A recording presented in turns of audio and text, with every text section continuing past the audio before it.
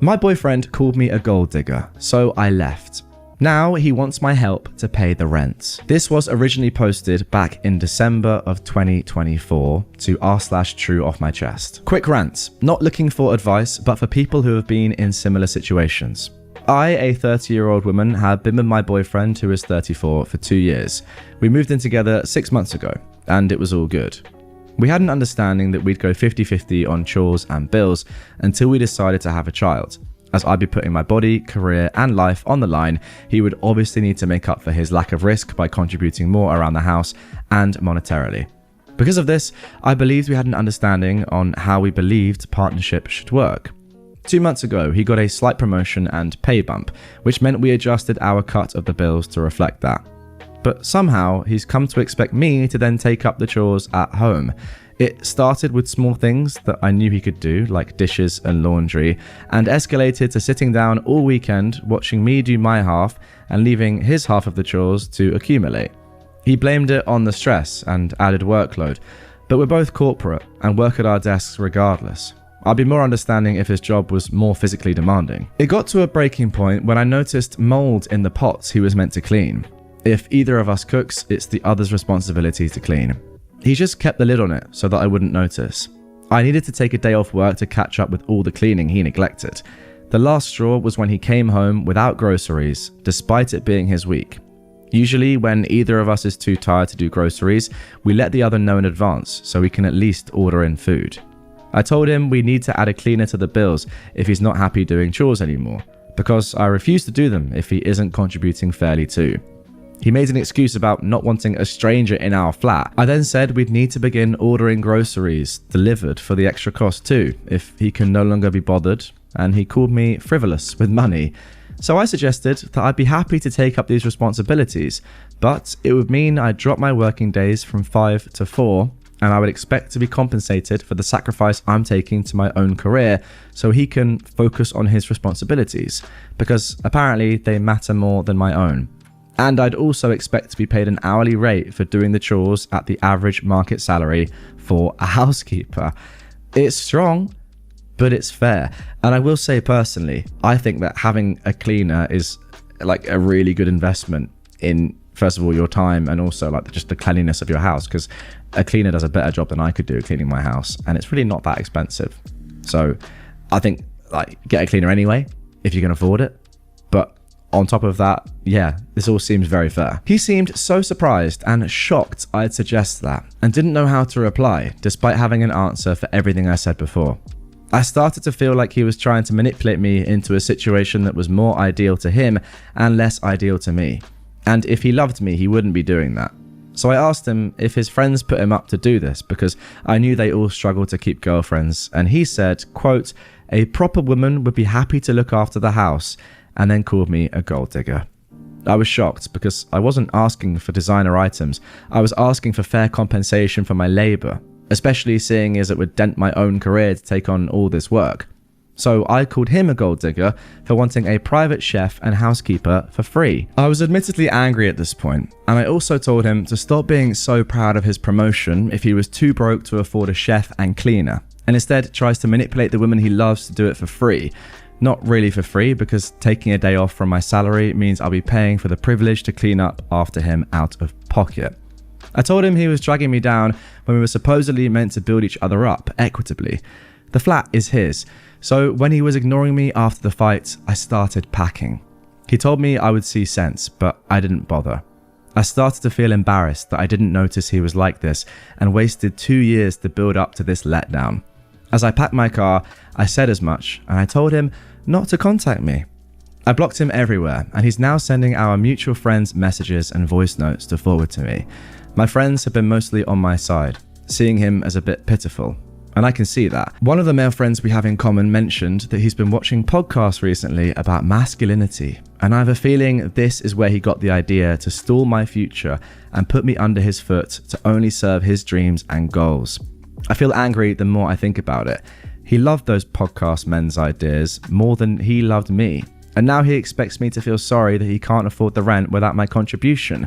But I believe he still thinks I'm the gold digger for not accepting an unfair division of effort and labour. If this has happened to any other woman, how did you address it?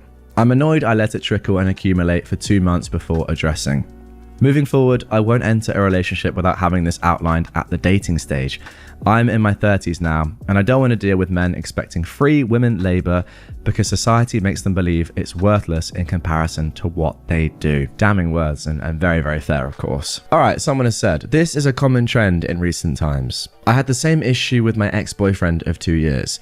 He told me my responsibilities as a woman were cooking, housework, childcare, and paying half the bills. His responsibilities were paying the other half of the bills, being in charge, and making all financial decisions. I earn a lot more than him. It turns out that at the age of 32, he became a massive Tate stan. Like you, I didn't know he'd been consuming the content obsessively.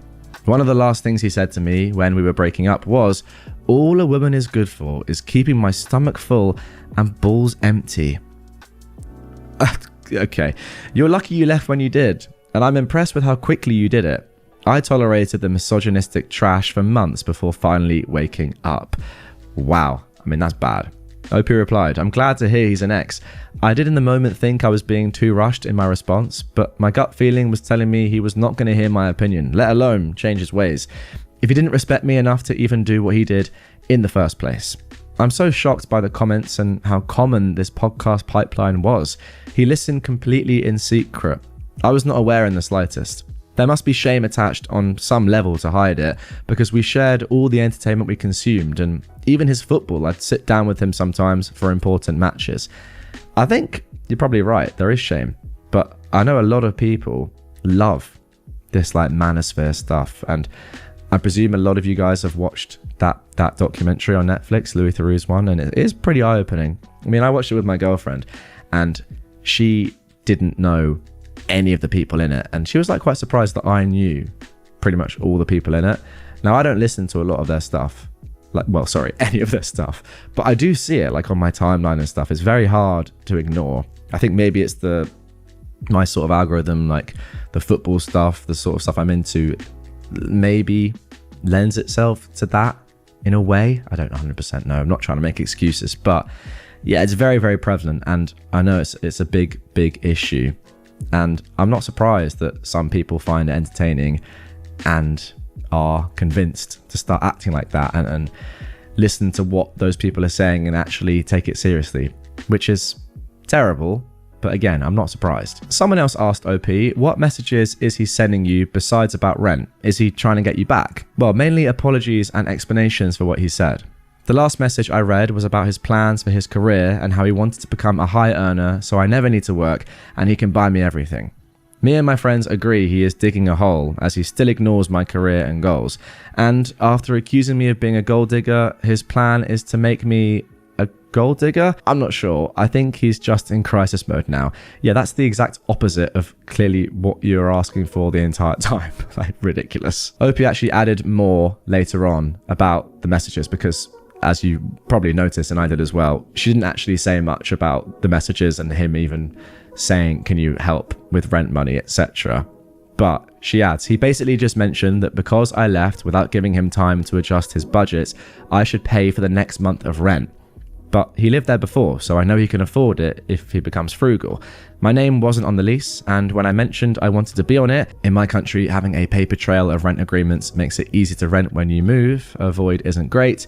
He told me not to worry, so I guess he kind of saved me from that in his own way. And then finally somebody said, congratulations, you dodged a big bullet. His issues will be bigger and bigger. Especially now he financially effed himself over by calling the breadwinner a gold digger, and now begging that same woman he pooped on as soon as she moved in to be his sugar mama to fund the roof over his head while she still no longer lives there. OP more than dodged a big bullet, she dodged nukes. Plural. Nothing funnier than men calling women gold diggers when they got no gold to dig. Yeah, true. Okay, quick edit from OP before we get into the update, which came 6 months later. You're going to want to stay tuned for that because the title of that is very, very interesting. But first of all, they said this. I wanted to explain a few points that came up a lot. 1, he created an Excel spreadsheet that calculated based on income how we can fairly contribute. When his pay increased, he paid more monthly and also had €400 extra monthly disposable income. He paid €80 extra monthly. If this is what soured him, I suppose he should have mentioned, because it was his system, not mine. It also is very fair. 2, we did not keep a tally. We had favourite chores. He likes to vacuum. I like to put dishes away. Sometimes he's sick, does overtime, or isn't in the mood. I'd happily do it. Same with him for me. I only started to tally when a pattern emerged. It would be stupid to not take notice when he's constantly leaving things to me silently, as if expecting me to silently sort it out. The mould was disgusting. The groceries were just the straw that broke the camel's back. I was exhausted after only 2 months of picking up the slack mentally and physically. I couldn't imagine doing it without serious reconsiderations to our dynamic. 3, we discussed children because we both agreed we wanted the relationship to head in that direction, not because we were ready now. I would not have spent 2 years with a man if our future ideas didn't align. It's okay if someone changes their mind later, but communication is important. And 4, he listened to these podcasts in secret. I had no idea. And yeah, we usually share the entertainment we consume together, silly videos and films. Well, these podcasts are definitely silly videos, I can assure you of that. Okay, now let's get into the update. And as I said, the title of this is not good. My ex is making me nervous. I want to leave the country. This was 6 months later, June the 16th, 2025. Just 4 days after my 27th birthday, can you believe? I posted on this sub a few months ago about my relationship with my ex falling apart due to his change in ideology and seeing me less like a partner and more like someone who only exists to support his dreams. I do wonder as well on this, how often is this happening? I mean, this is just one example right here that someone's posted openly on the internet. I do wonder if with all this manosphere stuff, this is just happening across the world, especially the Western world, and there are loads of women having to deal with this. You know, it probably is the case. It's pretty horrible to think about, but yeah, just came to me. Anyway, the breakup was quick. I walked out after a major fight with most of my items, and my father went back to collect the rest while I was on FaceTime. I wasn't scared of him then, but I knew he'd try to talk to me, as he was bothering all our mutual friends to get in contact with me on his behalf. Since then, I've slowly drifted away from our mutual friends, as no one has cut contact with him, and I just wanted friends who didn't feel like they were walking on eggshells around me.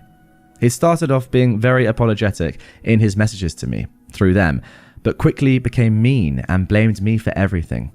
He lost the flat because he could no longer afford it and moved to a studio. While he was heartbroken, his sister would look after him and clean sometimes, but even she got tired of it. He told everyone he was depressed because of me, so they all tiptoed around him. But once I started to drift off and hang out more with my hometown friends and reconnect, I heard less and less. About a month ago, I got asked on a date, and I said yes. The man, let's say Martin, is completely new to this area and knew barely anyone. So we spent a lot of time together in the first week, just me showing him around and being more like friends before seriously dating. Somehow, my ex found out. I'm still not sure how, but I think a mutual friend saw me and reported back. He turned up at my father's house, he doesn't know where I currently live, asking to talk to me. I called a mutual friend to alert them of his weird behaviour. It seemed to work because he didn't try anything for a while. But then, one called me to tell me that they found my ex had lost his job because for the past few weeks, he'd been driving around my town all day instead of working in the hopes to spot me. That's terrifying. This has scared me, as I didn't think he was capable of that. But if you read my last post, you'd know I don't seem to be able to predict these things well. Oh gosh. Now Martin is a tall, large man, the new man that OP is dating, so I go out with him almost everywhere since we like spending time together anyways, and I also have my friends and my father, so I don't feel like I'm in imminent danger, but this behaviour sounds like the kind of behaviour from an entitled and delusional man. And we all know how far their delusions of entitlement can take them. For him to lose the job he wanted me to prioritise over mine, and the entire start of our argument last time, it doesn't sit right with me.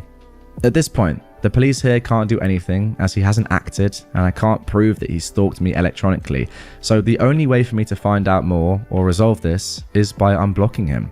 I'm grateful I blocked him so thoroughly because it allowed me to have a clean break. But obviously in his red pill mind that's not normal. Will closure help him? Martin has suggested that he'd even pretend to be a fully dedicated boyfriend to help discourage my ex from any ideas of reconciliation. Honestly, since our breakup, I've been considering moving to Portugal, but very whimsically. Now this situation has made me think about it seriously. I write because last time your comments gave me comfort and lots of insight and confidence. Oh, there we go. Very scary stuff. I mean, what would you do in the comments down below? I don't think unblocking this man and having any contact with him is a good idea at all.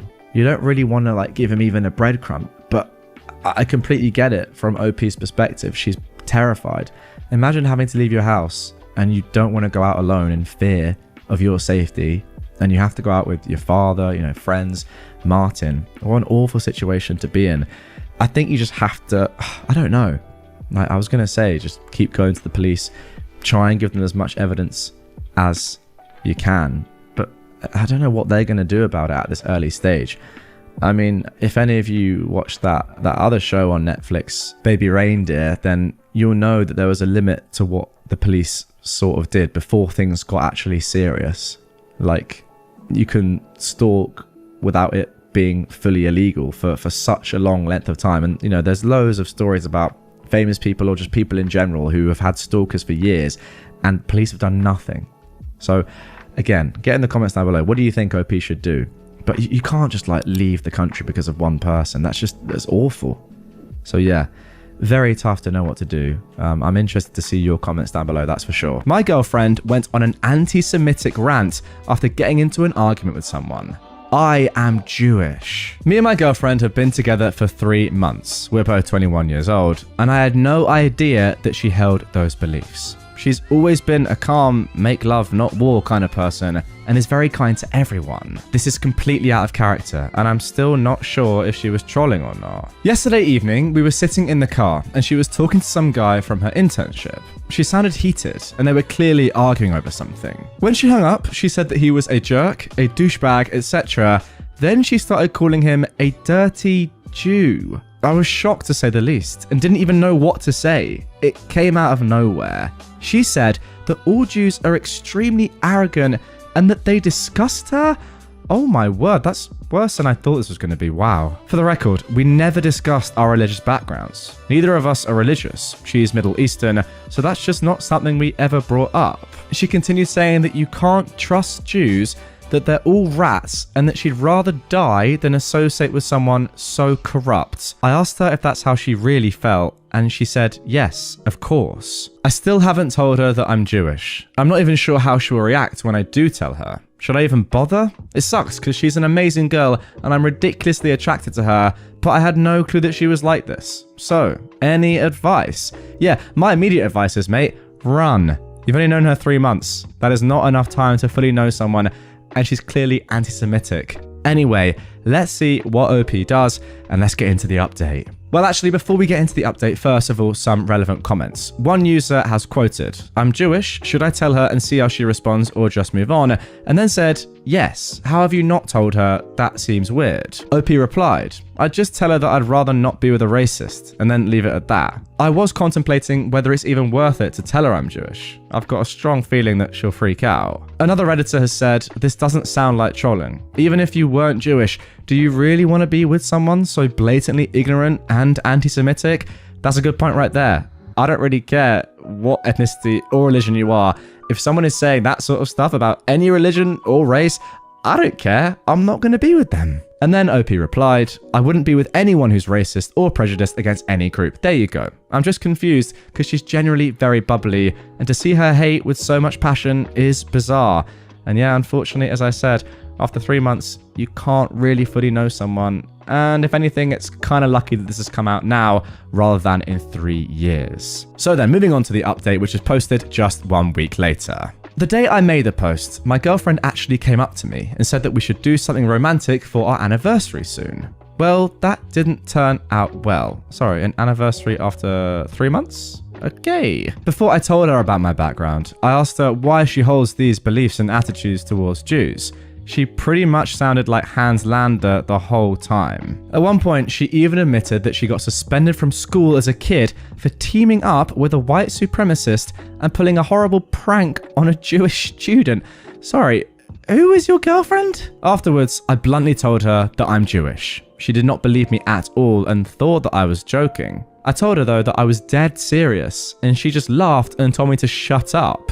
This went on for a while, and she even asked for proof. When it finally hit her, she looked like she died inside. Things went 0 to 100 very fast. She got physically aggressive and screamed at me, calling me a liar and a psychopath. She said that our relationship was never real because it was based on a lie and that she feels disgusted with herself. When she insulted me, I reminded her that she really liked me despite my dirtiness, which just pushed her over the edge. She cried hysterically and left. The next morning, she knocked on my door and insisted that she dumped me and not the other way around. She warned me not to tell people that I dumped her, since that would make her look bad. I didn't say anything and I closed the door. I heard her screaming and knocking violently, basically asking me how dare I close the door in her face, and that you people are all the same. Oh my goodness me. I'm learning now, guys, that this wasn't just a spur of the moment thing. This woman is genuinely screwed in the head and disgustingly racist. After a while, she left and started writing to me on Snapchat. I blocked her. Then she called me from a friend's phone and verbally attacked me.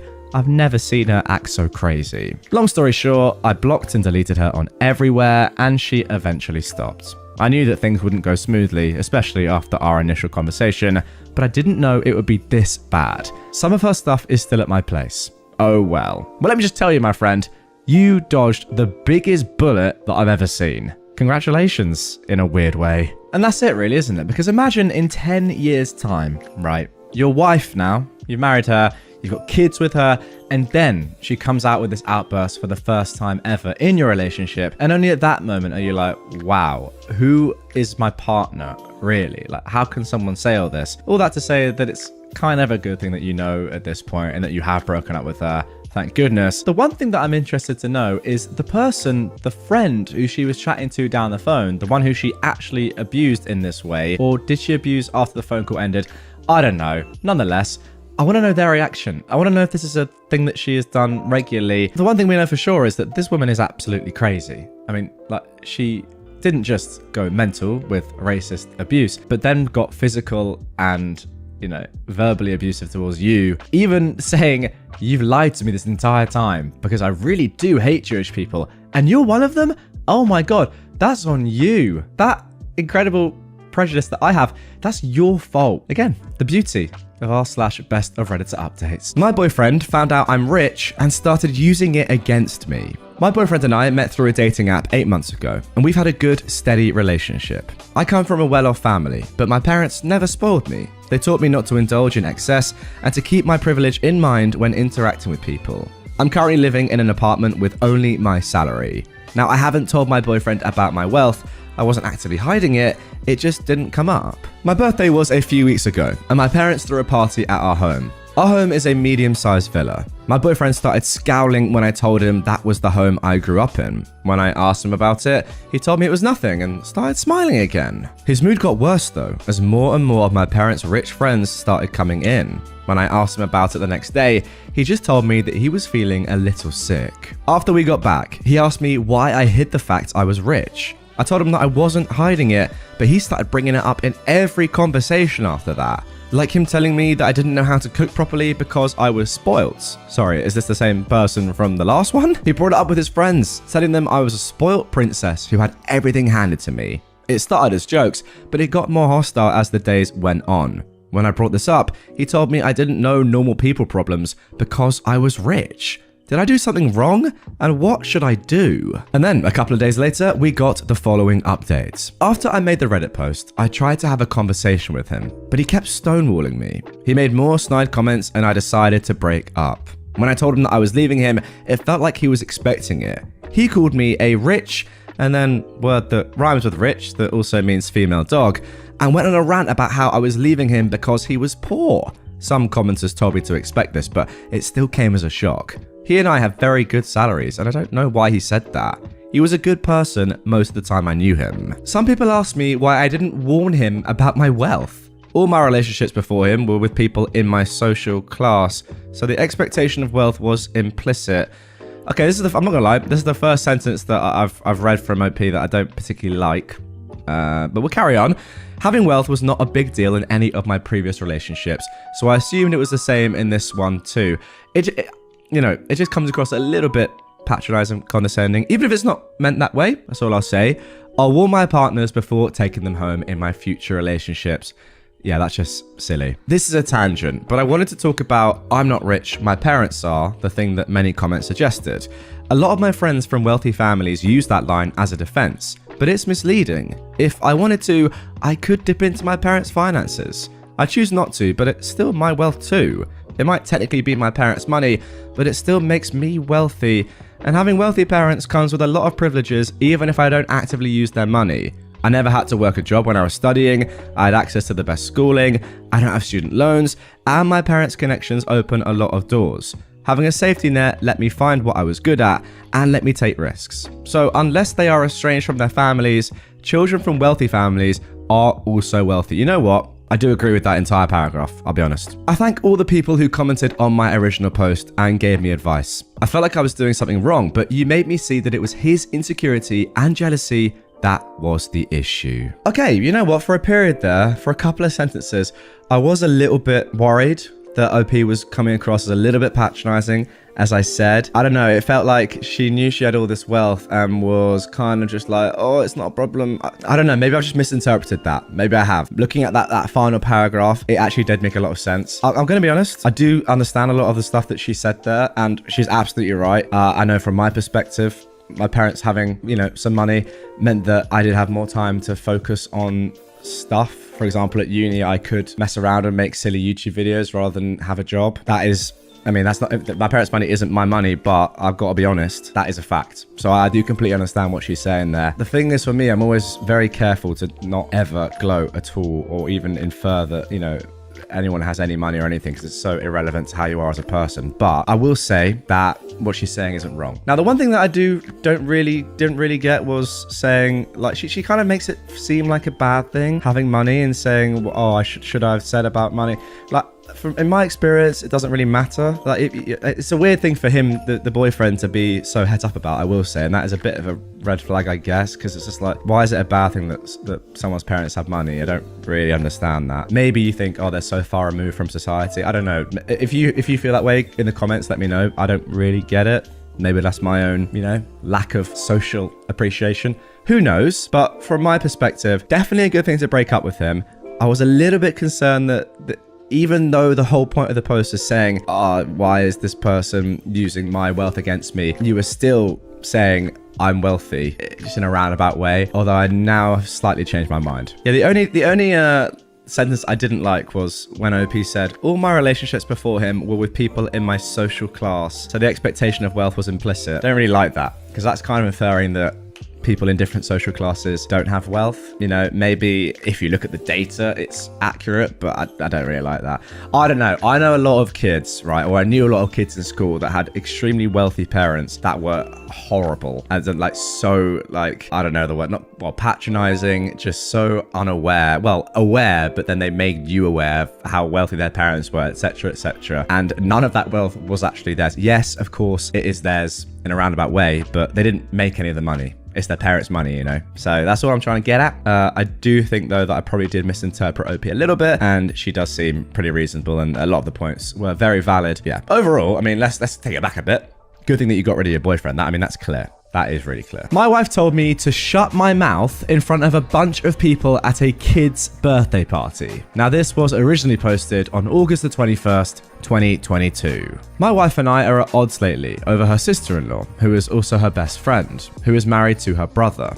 Long story short, she bends over backwards to accommodate their every ask, including babysitting, errands, etc. This extends to volunteering me to help them without my knowledge or consent. She never sees my point of view or agrees with any criticism of them that I have. We were at my nephew's birthday party today. My sister-in-law is the one who's hosting it, so my wife is super keen for things to go well. Things were going okay. My daughter, who is 3, was a bit upset because her balloon animal accidentally was popped. So she's standing with my wife getting a cuddle, and a boy, older than her, about 5 or 6, sprints into her and knocks her over. She's crying, obviously, and I pick her up. My wife is making a joke of it, saying, oh, she needs to watch where she's going. But I said back to her, don't blame her for getting bowled over by the bigger boy.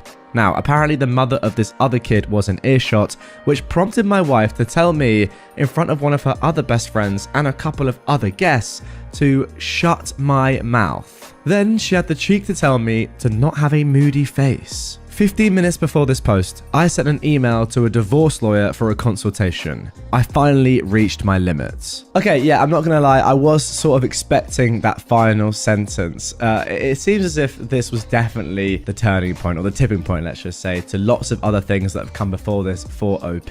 We're gonna get into an update almost immediately from the same post, of course, but I will say that, yeah, although it's obviously not very nice to have your wife tell you in front of other people to shut up or shut your mouth at a kid's birthday party, I mean, to be fair, that is pretty terrible. Some other stuff must have come before that. There must be some pent up, you know, stuff going on there to actually call a divorce lawyer immediately afterwards. But anyway, let's see what happens next. So then, the first update. Firstly, I'd just like to thank everyone for your responses, supportive or otherwise. Being heard and listened to is such a mental boost. I spoke to my solicitor first thing this morning and we had a good talk. He knows that I'm angry and upset at the situation, and he says that he'll get myself and my wife in for a consultation if we decide to go down that route.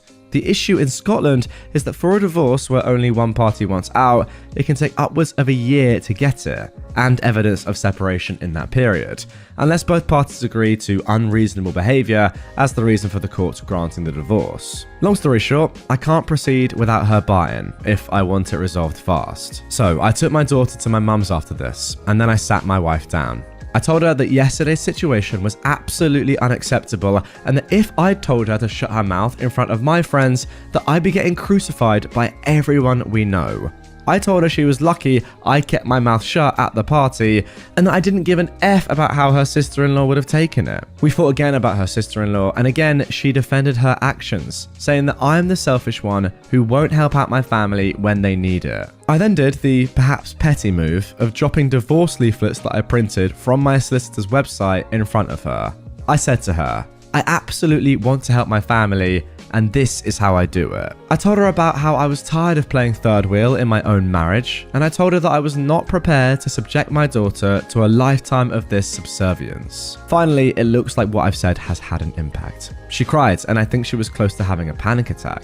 This made me feel guilty because fundamentally, I don't think she's a bad person. She's just brainwashed into thinking that her sister-in-law is the second coming of the Messiah. So, she promised that when I finish work today, we can have a serious talk about things, and she'll listen to my concerns. Right now, I'm not buying it, but I owe her and my daughter at least a chance to sort things out, so I'll see where it goes. To answer some questions that folks had, I know this seemed like an overreaction to something, but you've got to understand that this was the latest in a long line of sister-in-law related issues. Some folks have asked if my wife might be gay and in love, and I have thought about this as a possibility.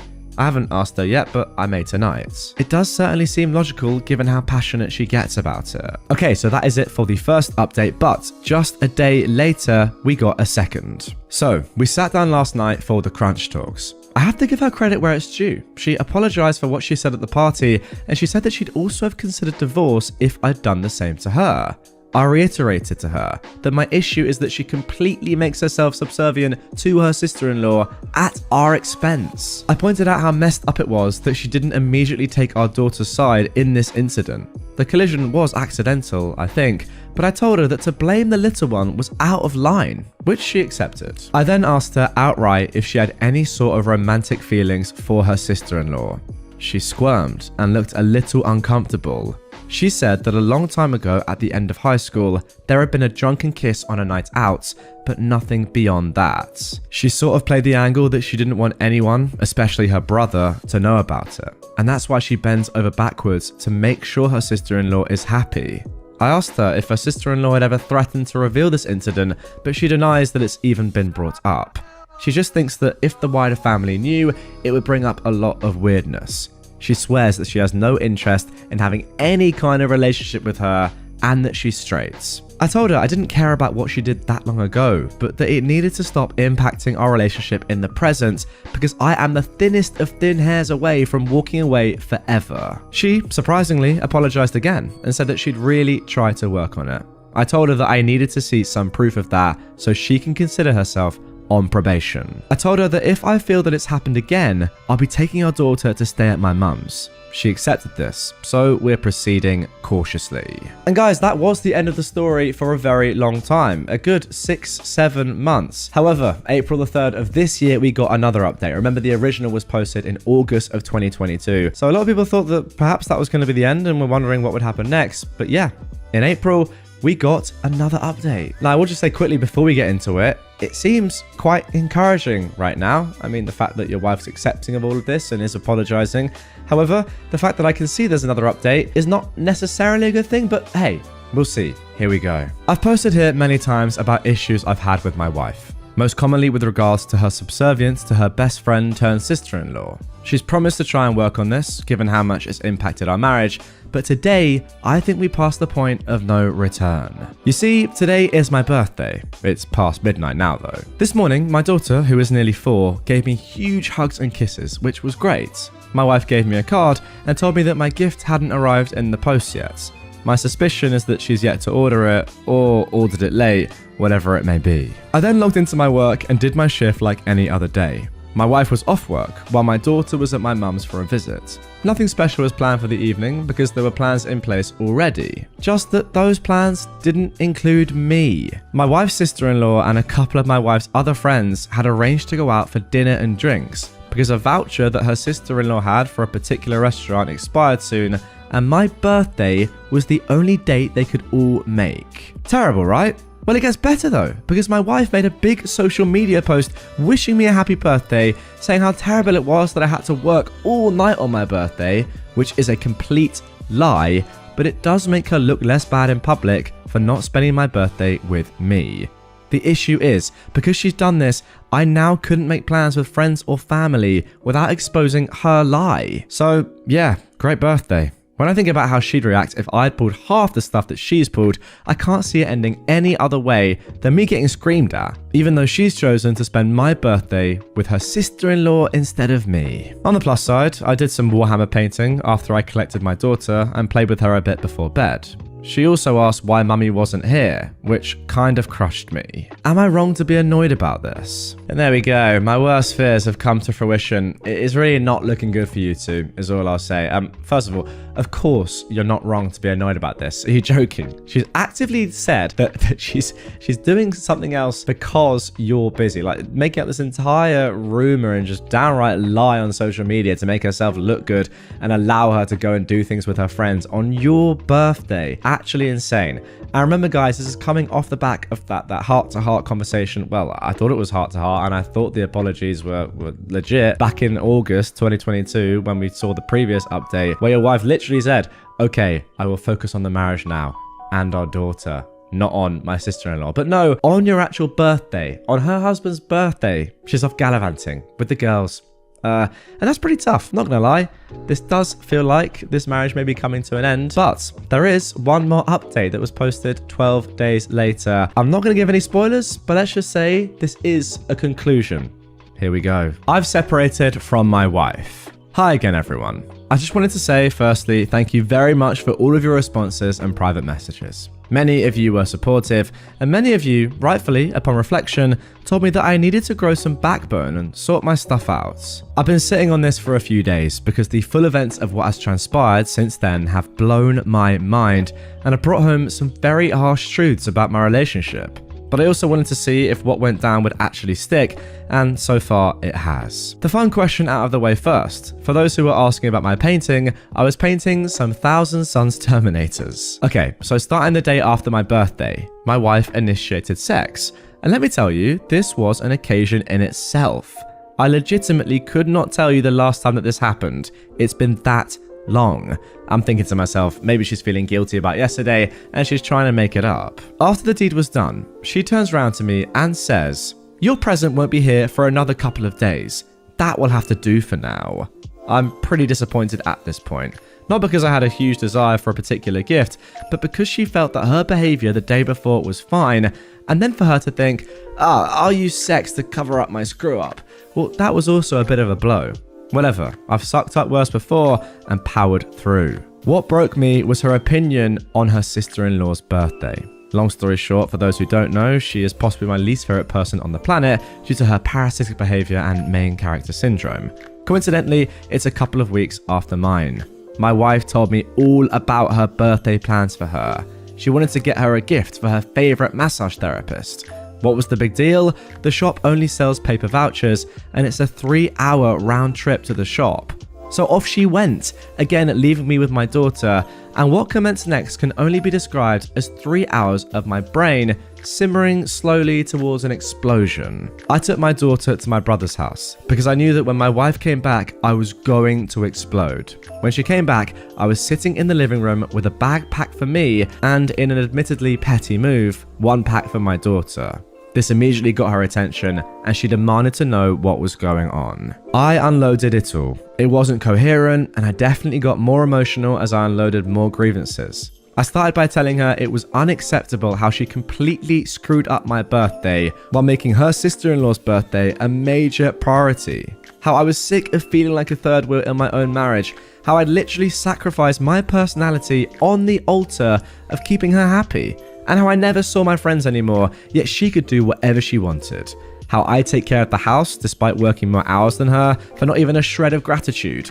How she used a lack of sex as a tool of manipulation and control. I cried and shouted. She did the same and vehemently denied all of my accusations. She demanded to know where our girl was, and I told her. But I told her that she would not be using her as a bargaining chip against me. We eventually calmed down enough to agree that I would keep her at our house while she temporarily stayed with her mum and dad. I agreed to drop her off for visits while we work things out. It's been a few emotionally exhausting days. I feel drained, spent, and tired, but I have my little girl and I feel like I have done what I could. I don't know what my relationship status is right now. We've not been speaking except to arrange drop-offs, and I'm comfortable with that for now. I need some more time before I consider more permanent steps. I've never ever unloaded on her like this before, but Jesus Christ, it felt good, even if she continued to deny everything. And there we go.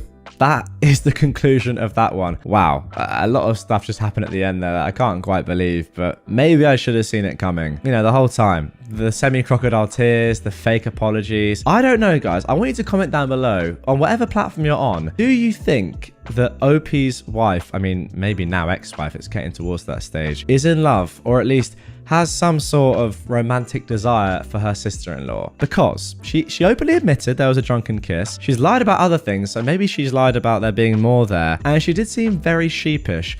And also, she clearly just loves her as a person anyway, even if it's not romantic. I don't know. I reckon there's a lot more going on there that OP hasn't really found out about because his wife isn't really saying all of the truth. I reckon she is in love with a woman. Nothing wrong with that, by the way. But I think that might just be the cornerstone, the big key to this entire story. I will say this whole story was really interesting on the behalf of OP, because I do kind of agree with some of the comments going along that surely at some point, like, you grow a backbone, right? You need to stand up for yourself. Why are you protecting your wife on social media when she's the one that's kind of just being an absolute rat to you? You know, if your wife says, it's a shame that my husband is working on his birthday and that's the reason why I'm doing these things with my friends, why don't you just say on social media, this is a lie? Or just tell people, yeah, that's actually just not true. She's just going to see her sister-in-law. I get it. You want to keep things, acrimonious. You want to keep the peace. But you're probably a very nice guy as well. A selfless guy that just doesn't want to cause too much drama. Whereas your wife is clearly the very opposite of that. But I will say that, yeah, maybe you could have stepped things up a little bit earlier.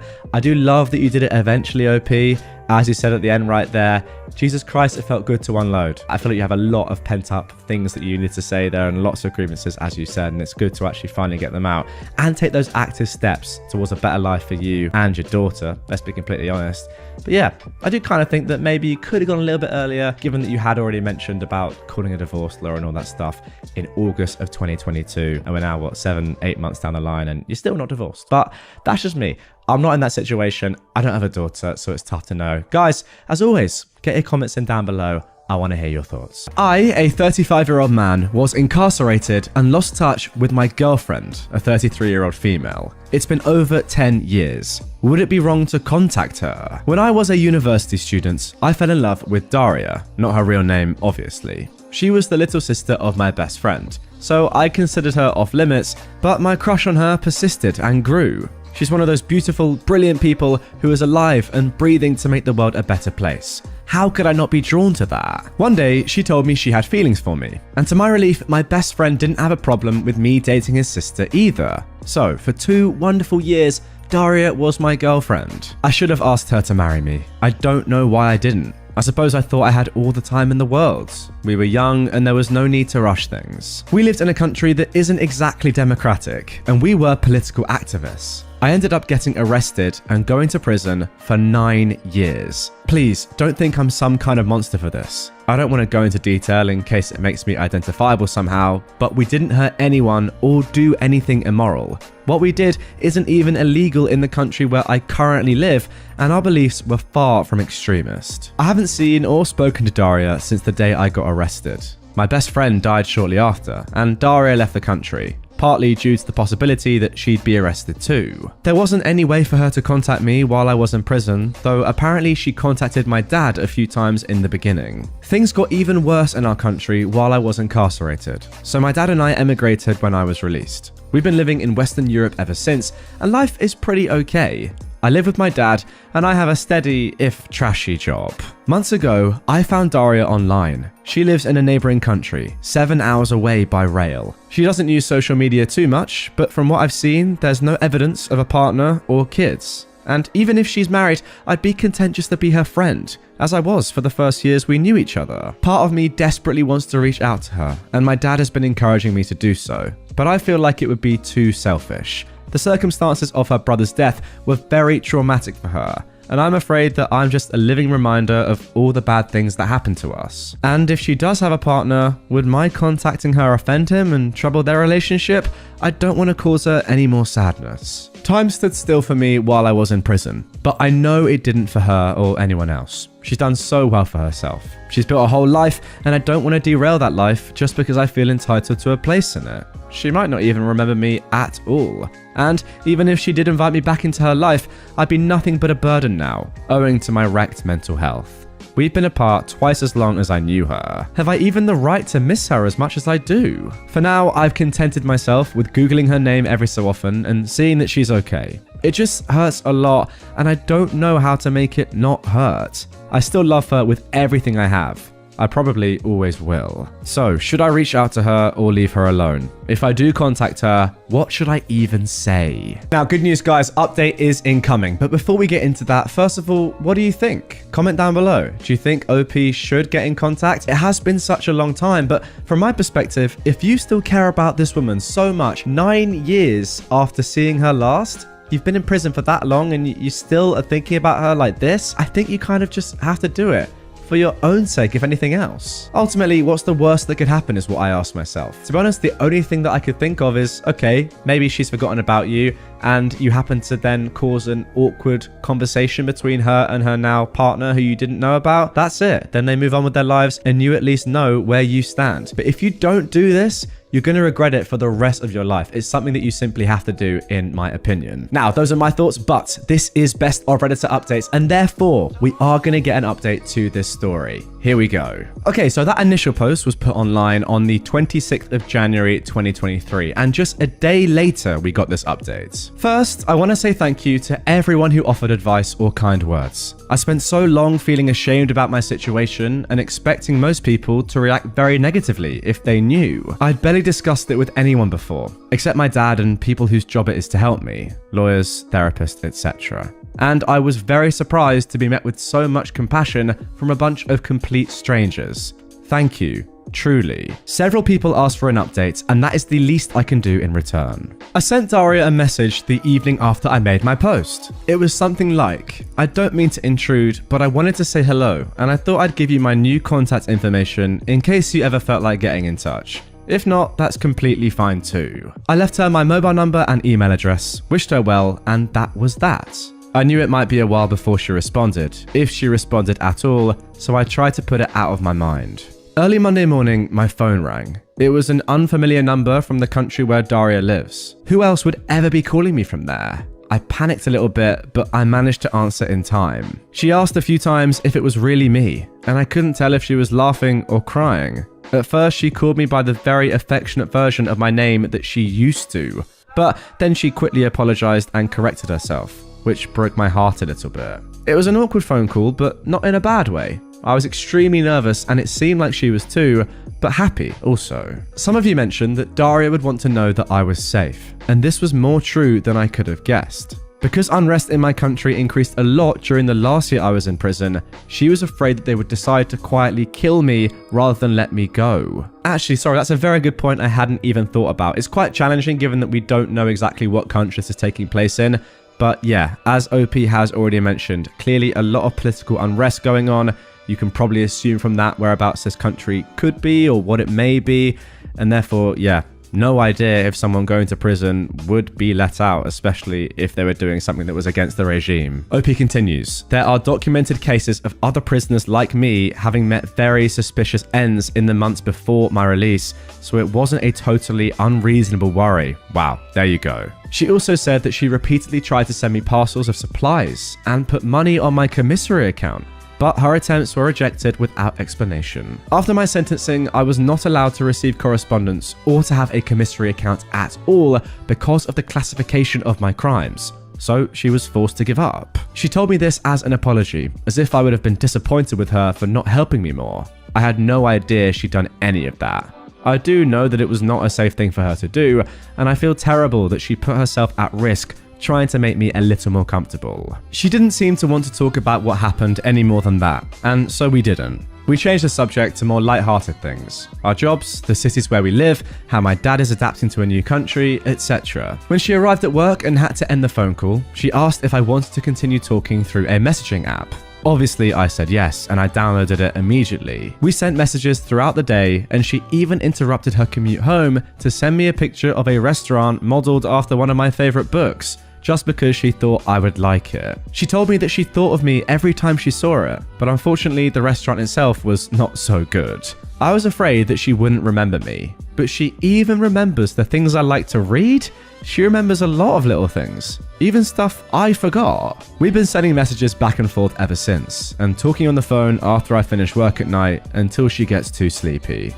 Sometimes it feels like I'm 24 and she's texting me from a few blocks away, as if the next thing she might ask is, what's for dinner? Other times, it seems like we're trying to will dead versions of ourselves back to life in order to avoid acknowledging what we've lost. She seems a lot more timid than she used to, more passive, which I suppose makes sense. Sometimes I worry about how much I've changed, and that maybe she won't find anything left in me that's worthy of her. But if I could express in words what it feels like to hear her laugh, I could explain that there's also a lot that we know very well. She hasn't lost her kindness, or her warmth, or her empathy. She still cares about me, and I still care about her. I know that rebuilding a friendship after all that's happened will take lots of patience, and I have plenty to spare.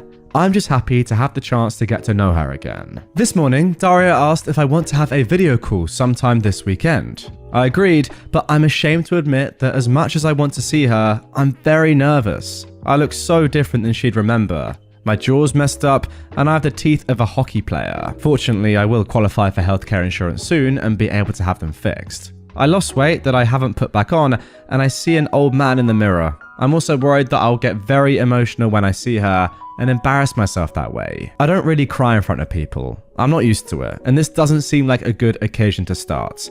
Aside from not wanting to appear pitiful, I don't want her to feel forced to comfort me. If anyone has some advice on how to handle this, it would be much appreciated. Overall, this week could not have gone better, and I'm extremely grateful to everyone who gave me the little push of courage I needed to send her that message. 1,000 times, thank you. Oh, and just to clarify, she doesn't have a husband or kids. As I said in my first post, I only considered contacting her as there was no evidence of a partner on her social media. And there we go. Off the rip, it just sounded as if she was so into you and couldn't quite believe that you'd got back in contact with her. Amazing to have a girl text you throughout the day and really want to be in your life, right? Makes a change from being ghosted all the time. Am I right? Oh, just me? Tough.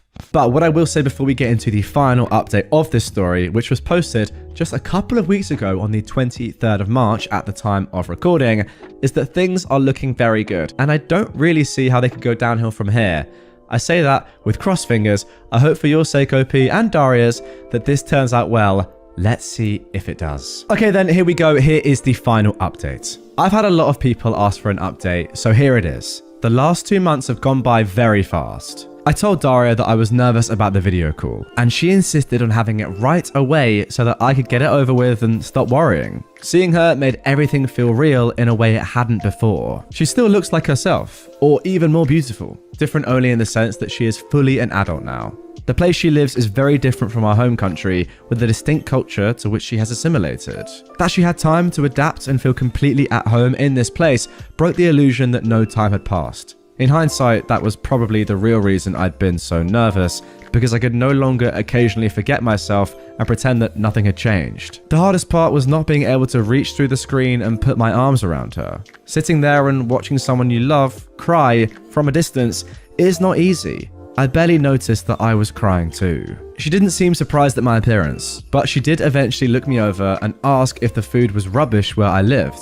I explained about my jaw and that I'm getting it fixed. Less dental work is required than I thought, but I do need surgery. Her response was to ask for my address and order groceries to be delivered, including a lot of soft snacks that are easy to eat, and these meal substitution drinks that are actually tasty. She sent them every week since, even though I tell her it's not necessary. When I wanted to pay her back, she laughed at me and said she owed me a lot of food because I'd kept her from starving to death in university. I loved being able to cook for her, and I suppose it makes her just as happy to feed me now. We talk every day and have made video calls a regular habit. It does me so much good just to see her face, and the awkwardness is mostly gone now. It's easy to talk to her. Last night, she brought her computer into the kitchen and talked to me while doing the washing up. It's amazing how mundane things like that can make me feel normal and at home in ways I forgot I could. I never thought I'd be that stupidly happy to see someone washing coffee cups. I'm beginning to think that the idea of home as a physical place is a misconception. She likes to send photos to show me where she lives, what her life is like now. She was curious about how things are the same or different here. I didn't want to admit that I don't have much of a life to share back.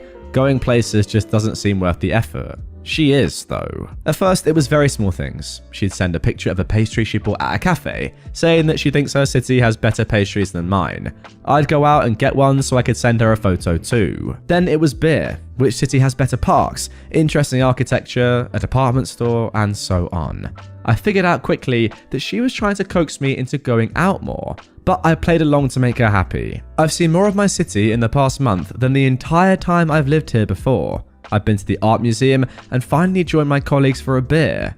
Usually, I go places for short durations at the less crowded times, but I'm still going, which is something. Daria used to be very sociable, so I thought that whatever happened, at least she wouldn't be lonely. I was wrong. There is a lot she could never tell her friends because they can't relate. They would feel sorry for her and cease to be equals, she says. Our experiences are different, but we're more able to understand each other than other people could. And despite her own burden, she's quietly picked up half the weight from my shoulders without ever being asked to. I am in awe of her, simply for being the kind of person who would. For Women's Day, I sent her some orchids, and she was very happy that I remembered her favorite flower. The things I can do to make her smile are so small, and she deserves so much more than I know how to give her, but I would do anything for this woman, and I am learning. There are protests happening where she is, with riot police and tear gas. Whenever this happens, she feels nervous and has difficulty sleeping. Now, at least, I can stay on the phone with her at night so she's not alone. Aside from the anxiety, there's also a sense of nostalgia. She talks about when that was us making noise in the street. I'm glad she has good memories too and doesn't have to be alone with them anymore. Finally, the reason I am updating now, 2 months after the previous one. She is coming to visit. We were talking last night and I mentioned that a church near me has special windows designed by an artist she loves, and I was thinking about going to see them eventually. She said it would be unfair of me to go without her, so I invited her to come with me. And then somehow it turned from vague future plans to being scheduled for next Saturday. She was going to come for the day, but I told her it was silly to travel so far to stay for such a short time and suggested she stay the entire weekend. So she'll be here from Friday until Sunday. I haven't really had time to be nervous yet, but I'm sure I will. Thank you again to everyone who has given advice or encouragement. It is very much appreciated. And there we go, guys. That is the end of that one. Once in a blue moon, you come across a story on Reddit which is truly wholesome and you think to yourself, should that be a movie? Would I pay to go and watch it? Absolutely. I will say I would love to know more about what happened in the first place and why OP went to prison, what this political unrest was, what country this took place in, what era. I mean, to be fair, we know what era it was 10 years ago. Forget that last bit. Everything else, though, I'd like to see that in the film with a little bit more context. But wow, what a story. It's pretty amazing. It's like a fairy tale, really, but you're living it, OP. Fair play. Jealous of your position? I was going to say that, but then again, you were in prison for a decade, so I'm not sure about that. To be honest with you guys, I feel like we're owed one more update, right? Because again, as I said, that last one happened just a couple of weeks ago, actually less than 2 weeks ago. So I presume that you have now met up with Daria. She stayed the weekend. My friend, how did it go? I'm on the edge of my seat here, quite literally. I want to know. So if we do get another update from OP, guys, comment down below, drop a like on this if you want to see it, because I know I certainly do. Mother-in-law in the Wilds, The Insane Granny Saga Part 1. Guys, this was originally posted on the 3rd of October 2016. So this happened earlier today over the course of about 3 to 4 minutes. First of all, some relevant background. I broke my ankle and a few toes on opposite feet a few weeks ago. My cast was removed 3 weeks ago, so I'm mobile now and down to using just one crutch, mostly for balance. This has meant that my brother has been chauffeuring me around everywhere, including to and from work. He was running late today, so I wobbled my way down to a supermarket to grab milk, etc., and told him to pick me up outside the store at the little pickup drop-off point by the entrance. I was sitting on the bench outside the store when a wild mother-in-law appeared, with her daughter-in-law and grandkid. Now, I'm not sure how old the kid was, I'm no good at judging kids' ages, but based on her stream of babbling, I don't think she could speak just yet. She was sitting in the little chair thing in the trolley, and she seemed to be quite happy. The mother-in-law was an older woman who was walking slowly, but seemed to be fine. The daughter-in-law parked the trolley and kid beside me, and told the mother-in-law to wait here. She'll go and get the car, so the mother-in-law didn't have to walk across the car park. From what I got from the conversation, the mother-in-law had been moaning about her feet and wanted to sit down. The daughter-in-law was trying to get her to sit on the bench, and the mother-in-law was martyring herself. I promptly put a stop to all of that by offering the mother-in-law my dry part of the bench and moving further away to lean against the wall. She didn't even look at me before sitting down, like she'd just been crowned. The daughter-in-law kissed the kid and told her, "Mummy will be back in a moment, you be good for Granny, and then we'll go for a fun ride in the car." The kid's happy and excited for the car ride, and the mum disappears. As soon as the daughter-in-law was out of earshot, the mother-in-law turned to the kid and said, "You're such a bad little girl. See, Mummy's leaving you here. She's gone without you. No car for you." Cue the kid bursting into tears and screaming for her mum. Now, I'm not sure how much the kid understood of what the mother-in-law had said. It may have been all, or she could have just understood the no car part. Either way, it's a trashy thing to say to your grandchild, or any child to be honest. I looked right at her and gave her the raised eyebrow look and some serious glaring, which probably gave away the fact that I'd heard her. She completely changed her tune then, loudly telling the kid that she was only joking and "Mummy will be right back," etc. Now this didn't really have much effect on the kid, and she was working herself into a right state, so the mother-in-law decided to take her out of the trolley seats. She plonked the screaming kid on her feet, then turned back to sit on the bench. Now guys, this kid could have given Usain Bolt a run for his money. The moment she had her, not particularly stable, balance, she made a run for it, screaming for her mummy, straight towards the road. There was about 15 feet between the road and me, still leaning against the wall, and about half that between the kid and the road. In the time it took for me to realize the kid was heading for the road and that the mother-in-law hadn't seen anything, the kid had made it past the bollard. There are bollards outside shops in the UK. I'm not sure why, but I have theories. I have never moved so fast in my life. I managed to grab the kid and make it back to the pavement before my ankle realized that a full sprint this soon was so not a good idea. Neither of my legs were interested in supporting me after that, so I just sort of crumpled into a heap on the pavement with this kid. The next thing I know, the daughter-in-law is there taking the kid from me. It was her car that she'd run in front of. She was crying, the kid was crying, I was crying, it frickin' hurt, and the mother-in-law was still sitting on the bench. Anyway, I blame it on the adrenaline and pain, because normally I wouldn't get involved, but I told the daughter-in-law exactly what had happened. All of it. Even what the mother-in-law had said to the kid. When I left, the daughter-in-law was still screaming at her mother-in-law. So there we go then, that is the first post. Let's get straight into an update that was posted just one day later. Firstly, the ankle. It's sore, swollen and bruised, but thankfully not rebroken. The doctor said it's badly sprained and will set my recovery back, but I don't need to go back into a cast. That's good to hear. So because I had an appointment with my physio this morning, I decided to wait for that instead of heading to A&E last night. Long story short, my physio was convinced that my ankle had re-broken and sent me up to x-ray. Physio department is in the hospital. A nurse or porter, I'm not sure what she was, stuck me in a wheelchair to take me and we got chatting. The nurse said, "So how did you manage to hurt yourself this time around?" "Oh, I chased after a kid that ran into traffic." "My God, how did that happen? When was this?" "Yesterday." And then I get ready to tell the story. "Wait, was this at the supermarket located here?" said the nurse. Yeah? Oh my God, that was my niece. That's right, the mother-in-law is her mother. Apparently, her sister-in-law, so the daughter-in-law from yesterday, took off and left her mother-in-law, the nurse's mum, at the store yesterday. She's pretty sure her brother and her sister-in-law are now no contact, as her sister-in-law has been pushing for no contact, but her brother, the daughter-in-law's husband, is a mummy's boy and had been reluctant. Guys, I apologize if the in-laws are getting a little bit confusing. This is all in relation to what is coming up though, so it kind of has to be this way. Stay with it. She is already no contact with her mother, just to confirm that is the crazy granny of this entire story, after she caught her pinching her newborn. She also told me that her niece is fine, but her sister-in-law got a big fright. Well, I'm not surprised. So there you go. It's a dang small world. I had 100 questions for her, but thought that might be a bit rude. I'm not sure if I'd ever run into her again. It wasn't really clear where in the hospital she worked or what she actually does, but you never know. Well, 1 week later to the day, there's another update. So here we go. I really didn't expect to have an update for this again. I was pretty sure it was all over. I was wrong. I had another physio appointment today and ran into the kid's aunt again. It turns out she's trained to be a physio, so I'll probably see her a lot.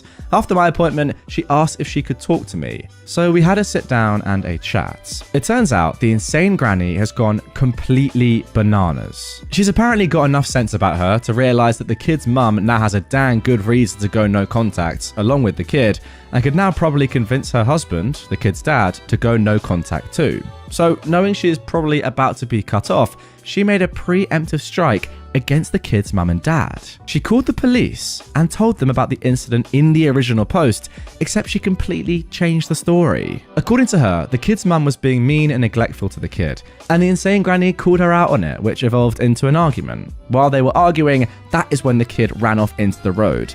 The insane granny noticed and ran after her. The kid's mum then snatched the kid from granny and left the granny at the store. No mention of me entirely. Based on how quickly things have moved, they think that insane granny told the police this story on the day of the incident, if not the day after. I'm not sure what the rules are around the world, but here in Scotland, the police have to investigate and they also have to inform social services, who then have to do an initial assessment, talking to the kid's school, doctor, and more. Basically, there are a few compulsory boxes to be ticked before deciding whether or not to carry out a more in-depth investigation, and there isn't much you can do to stop it. So the police dropped in to visit the kid's mum and dad last Thursday. The kid's mum told her version of events, but couldn't really give many specifics as she wasn't really there. She only really knew what I told her. So the police, and presumably social services, now have two conflicting reports, one of which claims the involvement of a third party, me. The next day, they received notice that social services would be in touch. This has all lit a fire under the kid's dad's butt, and he confronted the insane granny. The highlights, told to me at least, include her endgame is to get custody of the kid. She hopes the kid's mum will be jailed, and she admitted to lying to the police, but is confident the kid's mum can't prove what actually happened because there's no way she'd be able to find me to corroborate. The kid's aunt was told all this over the weekend, and while everyone seems to be sure that both the police and social services won't find any problems, they're understandably nervous. The aunt didn't tell the kid's mum and dad that she'd met me in the hospital for two reasons. First, she didn't actually have my permission to do so, and definitely didn't have my permission to give out my contact details. Basically, the aunt asked if I'd be willing to give my side of the story to the police and social services, and could the kid's parents contact me. I've agreed, and the aunt is going to pass everything on to the kid's parents. Chances are they won't need me to do anything, but you never know. I also pointed out that the security cameras for the store would have caught everything, and that would probably be the police's first stop. So, the drama continues. Okay then, and then just 5 days later, we got the third update to this story. So, things have gotten interesting. The kid's mum contacted me and we met up for coffee yesterday. She's a really nice lady who was under a lot of stress. I told her about r/justknowmil, that's the subreddit that this story was originally posted on, and she said she'd have a browse, though I've got no idea if she was just being polite or not. She ended up a bit of a ranting mess, but I don't blame her, to be honest. She did clear up a few things though. The big one being that the insane granny didn't call the police, she called a friend of hers who works in the social services. Insane granny gave this social services friend her version of events, and the friend officially reported the kid's mum. That's how the police became involved. Social services contacted them as they, most likely spearheaded by the social services friend, though this is a speculation on the kid's parents' part, believe the kid to be in immediate danger. The police have found that the kid is in no immediate danger, but they're still investigating what happened at the store. I'm going to give them my statement at some point next week, and that should hopefully be the end of it. Social service, on the other hand, is a totally different can of worms. Regardless of how they got involved, they still have to do an initial assessment and will also be investigating the incident at the store. From what the kid's mum told me, Insane Granny's social service friend is either pushing everything or is actually in charge of the investigation. So far, this social service friend has mostly been doing her job, though rather invasively. She is allowed to speak to all of the kid's parents' neighbors, co-workers, the kid's school, and the kid's doctor.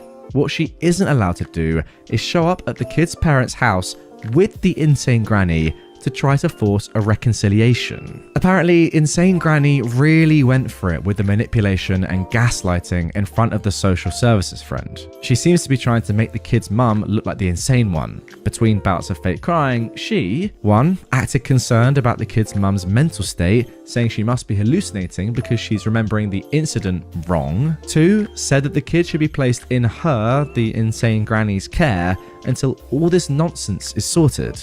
3, asked her son, the kid's dad, how the divorce proceedings are going. They're not divorcing, she's just trying to make it look like they are to her friend. And 4, told the kid's mum that she was glad she was feeling well enough to clean the house and asked her if she'd managed to feed the kid today. Oh wow. When the parents pulled out their trump card, the fact that Aunt is, and now they're, in contact with me, the granny started fake crying and asking why Aunt and kid's mum are lying to everyone, that the kid's mum had dragged Aunt into her delusion and that she, the kid's mum, needs help.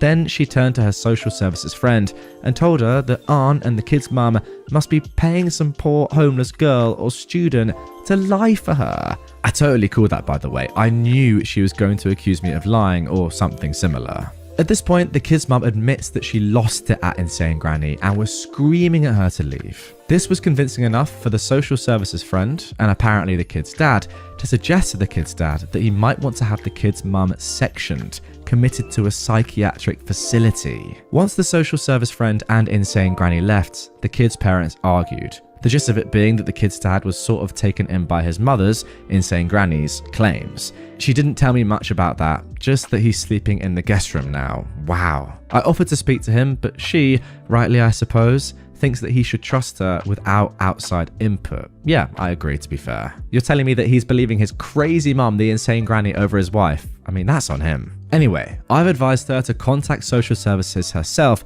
and give them my contact information, so there is an official paper trail, and Insane Granny's social worker friend can't claim that she didn't know anything about me. I've also told her to make a complaint about the social services friend, but she's nervous that doing so right now might make things worse. So that is where we are right now. I doubt there'll be much to update about once I speak to social services and the police, but the kids' parents are going to keep me in the loop. So if there's any more drama, please don't let there be more drama. I'll update again. Well guys, there is a reason why this episode is titled as part 1. And as I said in the intro, there is a lot more to come.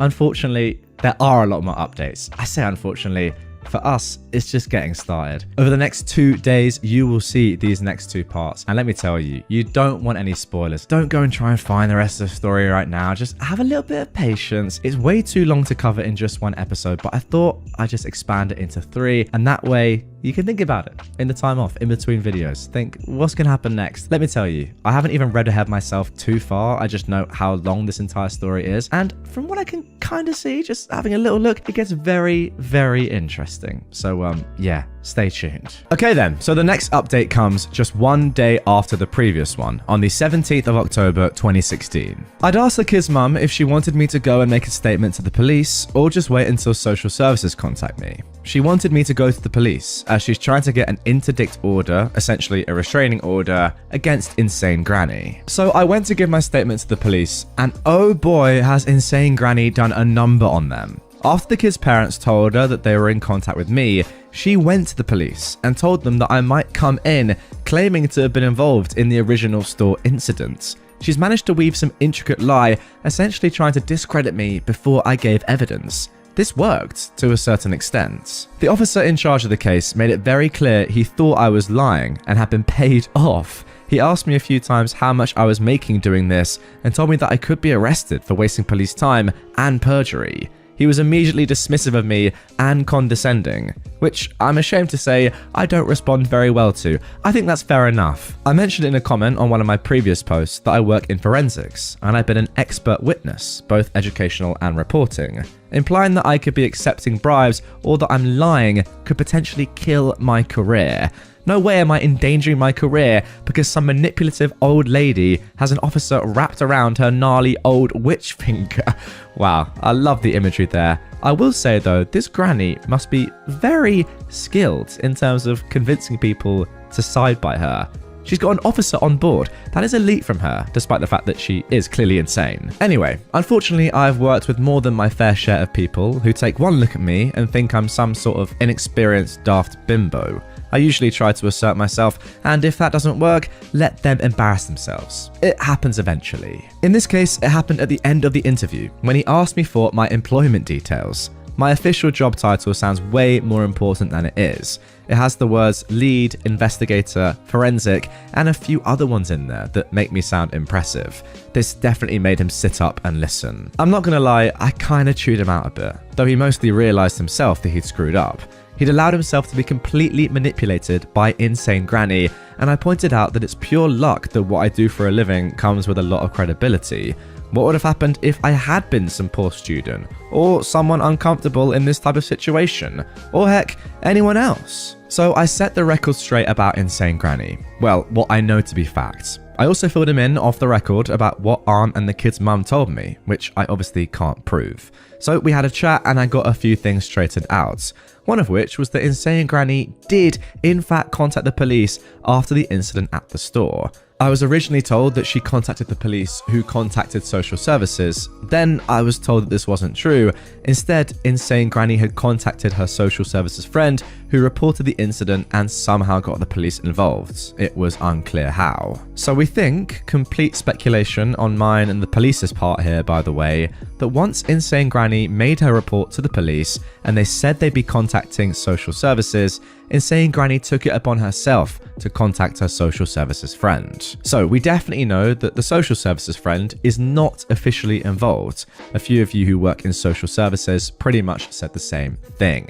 That is shady. So Insane Granny and her social services friend are basically a rogue duo going around town trying to get dirt on the kid's mum. I've reported her. I've told the kid's mum this too, and the police are now aware of her. Though whether they just let social services deal with her or get themselves involved, I don't know yet. The officer also told me some of the things that Insane Granny has claimed about me. Now before anyone loses their head about him breaking confidentiality, etc., he never actually gave me her side of the story or told me what she said in her statement. I got that from the kid's aunt.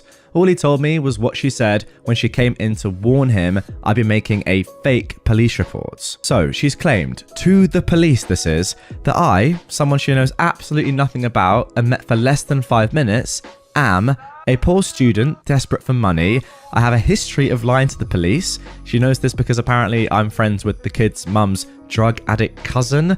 I might be a drug addict, she doesn't know, and that I once tried to seduce her son, the kid's dad, which is impressive as I've never met the guy before. Unfortunately, I gave him all my whats, so I don't have any to spare for you. I also asked about the security camera outside the store. They didn't manage to get anything from them as they're aimed at the door, not the pickup area. I did have a look on the way in, and I thought that it might be a long shot. So, what is still to happen? The kid's parents will have an official social services visit sometime soon. social services will most likely want to talk to me. The police will be going after insane granny for wasting police time and filing a false police report.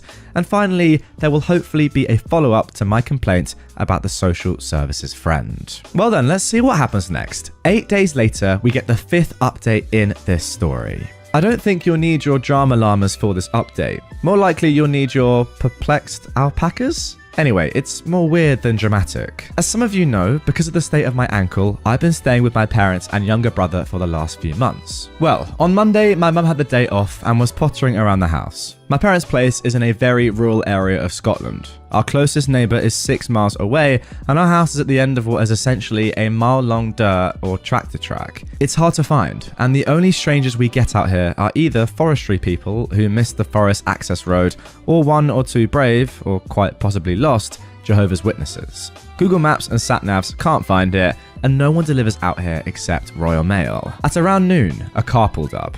However, no one got out. This isn't too unusual, as I said, it's usually someone lost. So, my mum hung around at the front of the house in case they came over to ask directions. Instead, after a few minutes, the car left. About an hour later though, the same car pulls up, and the same thing happens again. Another hour goes by and they're back again, only this time 2 women exited the car. They didn't go to the door, instead they decided to have a little snoop around. One tried to go around the back of the house, which is currently fenced off as our back garden is being used as a paddock for a pregnant mare and her foal. The other started trying to look in the windows, so my mum goes out and asks if she could help them. They very quickly say no, they were just looking before booking it back to their car and speeding off. Naturally, my mum was confused enough to tell my dad, brother and I what happened pretty much as soon as we got home. I've definitely been working in forensics too long, as my immediate reaction was that they were casing the place. Now, we have security cameras. They're not for the house or security, they were originally set up around our back garden so we could watch for when the mare went into labour. They were never removed because the foal turned out to be the reincarnation of Houdini, and then we had the mare covered again. One of the cameras is aimed at the gate that one of the women tried to open to get into the back garden, so we had a little look at the footage. Can you guess who was trying to open that gate? Yep, insane granny was at my parents' place. I have no idea who her friend was, what they wanted, or why they didn't talk to my mum, and I can only assume she got this address from the kid's parents. My money is on the dad. My mum had a day off work as well, but she said no one turned up. However, I have a day off tomorrow, and apart from my brother being about in the morning, I'll be home alone. I know many of you will suggest calling the police for either harassment or trespassing, or both, but in Scotland, trespassing is a civil matter, not a criminal one, so they can't get involved. There are laws regarding trespassing, but they're mostly to do with squatting, and Scotland has a lot of public access laws, which essentially let people go wherever they want in regards to the rural areas. The stalking and harassment laws require 2 related incidents, and must pass the reasonable person test. If the average person on the street was subject to this behaviour, would they feel threatened, alarmed, or distressed? If not, then there was no offence. The offender must also be aware that what they're doing is causing alarm or distress. For example, if your mother-in-law wants access to your kids and keeps coming around to your house to complain every night for a fortnight, you become fed up and begin to feel distressed about your mother-in-law's constant visits. Your mother-in-law is aware that her behaviour will cause you distress and is hoping to wear you down into letting her see your kids. I'm not particularly worried. Even with my leg, I'm pretty sure I could take her, and my brother has graciously let me borrow Bernard, his old shinty stick with a kitchen knife duct taped to it. When I first broke my ankle, I also gave myself a head injury. My brother and I spent that night and the next day binge watching The Walking Dead, and I think he freaked himself out, as 2 days later, Bernard appeared. It's too close to Halloween for this. Okay, and that is the end of the 5th update. So just to briefly go over what's happened so far in this story. OP has saved the child from running into traffic after being bullied and released by this insane granny. The granny then gives a false police report to get custody of said child. OP then has a chance encounter with the child's aunt and offers to be a witness. If you remember, that was the nurse. Granny then goes to the police station first though and lies about OP. Luckily this is resolved despite the police officer's failings at first due to OP's profession, forensics, alongside the police. And then as we've just seen, the granny has turned up at OP's parents' home. Alright then, now getting straight into update 6. This comes on the 27th of October 2016, so just a couple of days after update 5. I'd like to clear up a few things from my last post. A few people thought that I wasn't taking this situation seriously enough, and I think I came across as a bit blasé and unconcerned about everything. I apologize for this, and I want to say that I am treating this incident seriously, and I do not think it was an innocent coincidence. I know this woman is dangerous and always planned to take action. I wasn't planning on just forgetting or ignoring this. I think the problem most people had was that they didn't think the steps I planned to take were enough. For example, I'd always planned to contact both social services and the kids' parents about this, and I've been undecided about contacting the police. Posting here, however, quickly convinced me that contacting the police was a good idea. Many of you have also expressed concerns about my family, property, and the animals. Yeah, that is fair enough. You do have an insane granny coming onto your property and sneaking about. This is unfortunately a bit more difficult as it's not my house and my parents seem to think I'm paranoid. My dad was the biggest holdout, but after pointing out some of the rubbish that my grandmother has pulled, I swear I'll post more about her, this is kind of taken over though, he agreed to take a few safety measures that we honestly should have done regardless of insane granny. There have also been a few who don't believe this is real. I haven't gotten messages about this, but the mods have. To you, I say, I completely understand that mentality. It's hard to imagine that there are people out there capable of this, and I get that me randomly stumbling over the aunt so soon after the original incident sounds like a convenient coincidence, and the insanity has just continued. I get it. I'd be skeptical too if it wasn't happening to me. For some of you, it's even harder to imagine that I would post personal details about both myself and another family. Well, that's what Reddit is. From the Just No subreddits, to r/relationships, to r/raised by narcissist, to r/today I effed up. They all contain personal stories. I mean, you guys watching and listening to this episode will know that that is the beauty of Reddit. However, OP has changed and omitted many things to keep all parties anonymous, and yet still give you an accurate retelling of what's going on. So in that regard, yes, you could consider my post lies.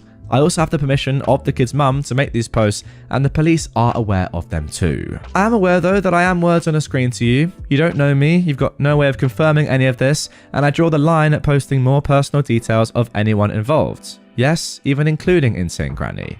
This includes the video of Insane Granny. All I can say is that this is a very real and frustrating situation that I hope resolves itself quickly. Though if people or our supreme overlords, the mighty mods, love you really, want me to remove information or posts or stop updating altogether, that is perfectly fine. It's an interesting one, and I completely back OP here. Obviously, as I always say with all the stories that I narrate, there is no way of us ever really knowing 100% if they are 100% legit, but that's kind of part of the fun, isn't it? Deciding whether or not they're fake or not. I will say on this one, the amount of detail leads me no doubt. This is definitely a real story.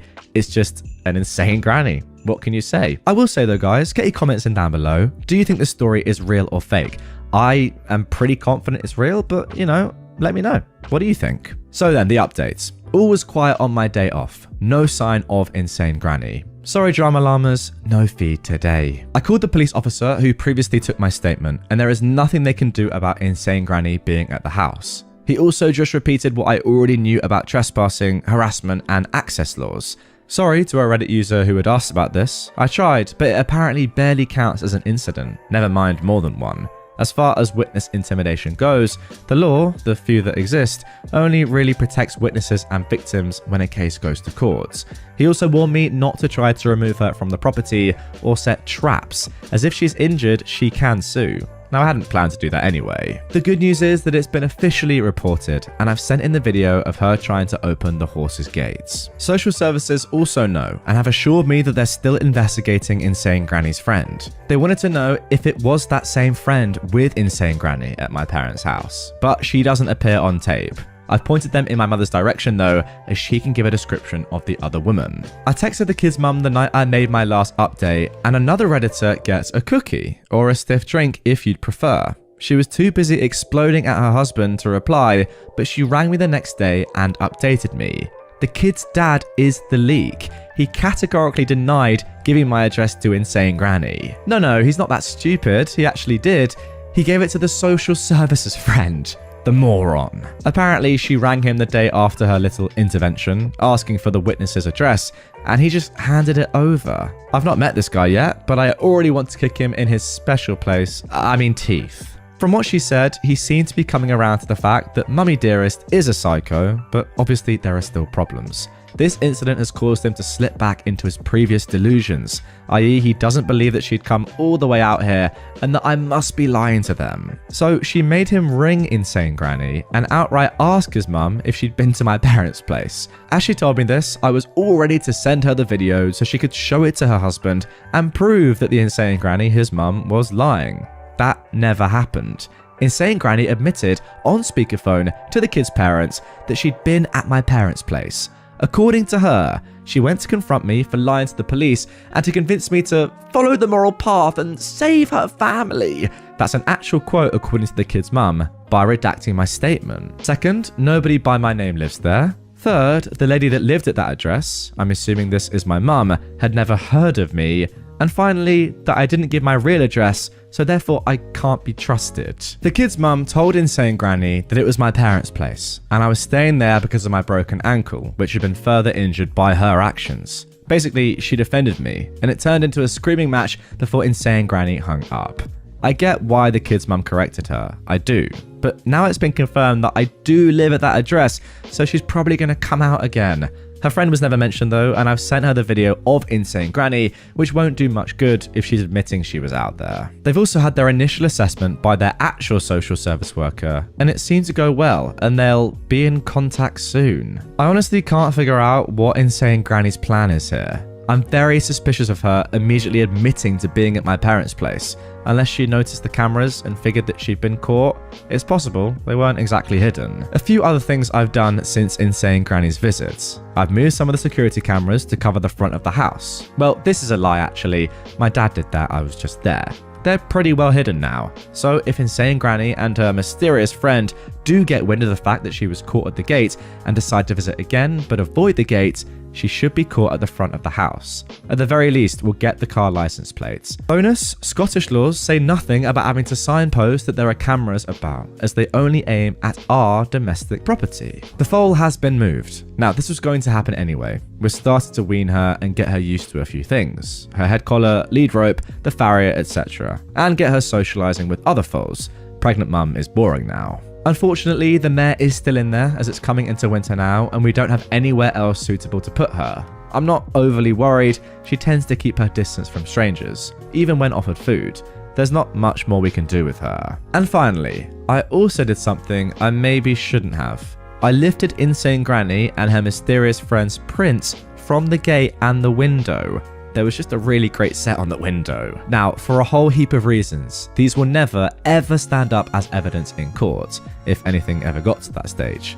I don't really know why I did it, they can't be used in any official capacity, but there you go. And that is where we're going to leave it for part 2 of this trilogy. It's just heating up. I love the fact that you've lifted prints. You couldn't even help yourself, OP. Not that you could ever use them, it's just in your DNA. What a pun that is, by the way. What a pun. Nonetheless, I for one am very interested to see what happens next. Guys, you're going to have to stay tuned. Turn the notification bell on, because the last episode in this trilogy is coming to your faces tomorrow. That is right. And you're not going to want to miss it. And it's going to be even longer than the first two. Trust me on that one.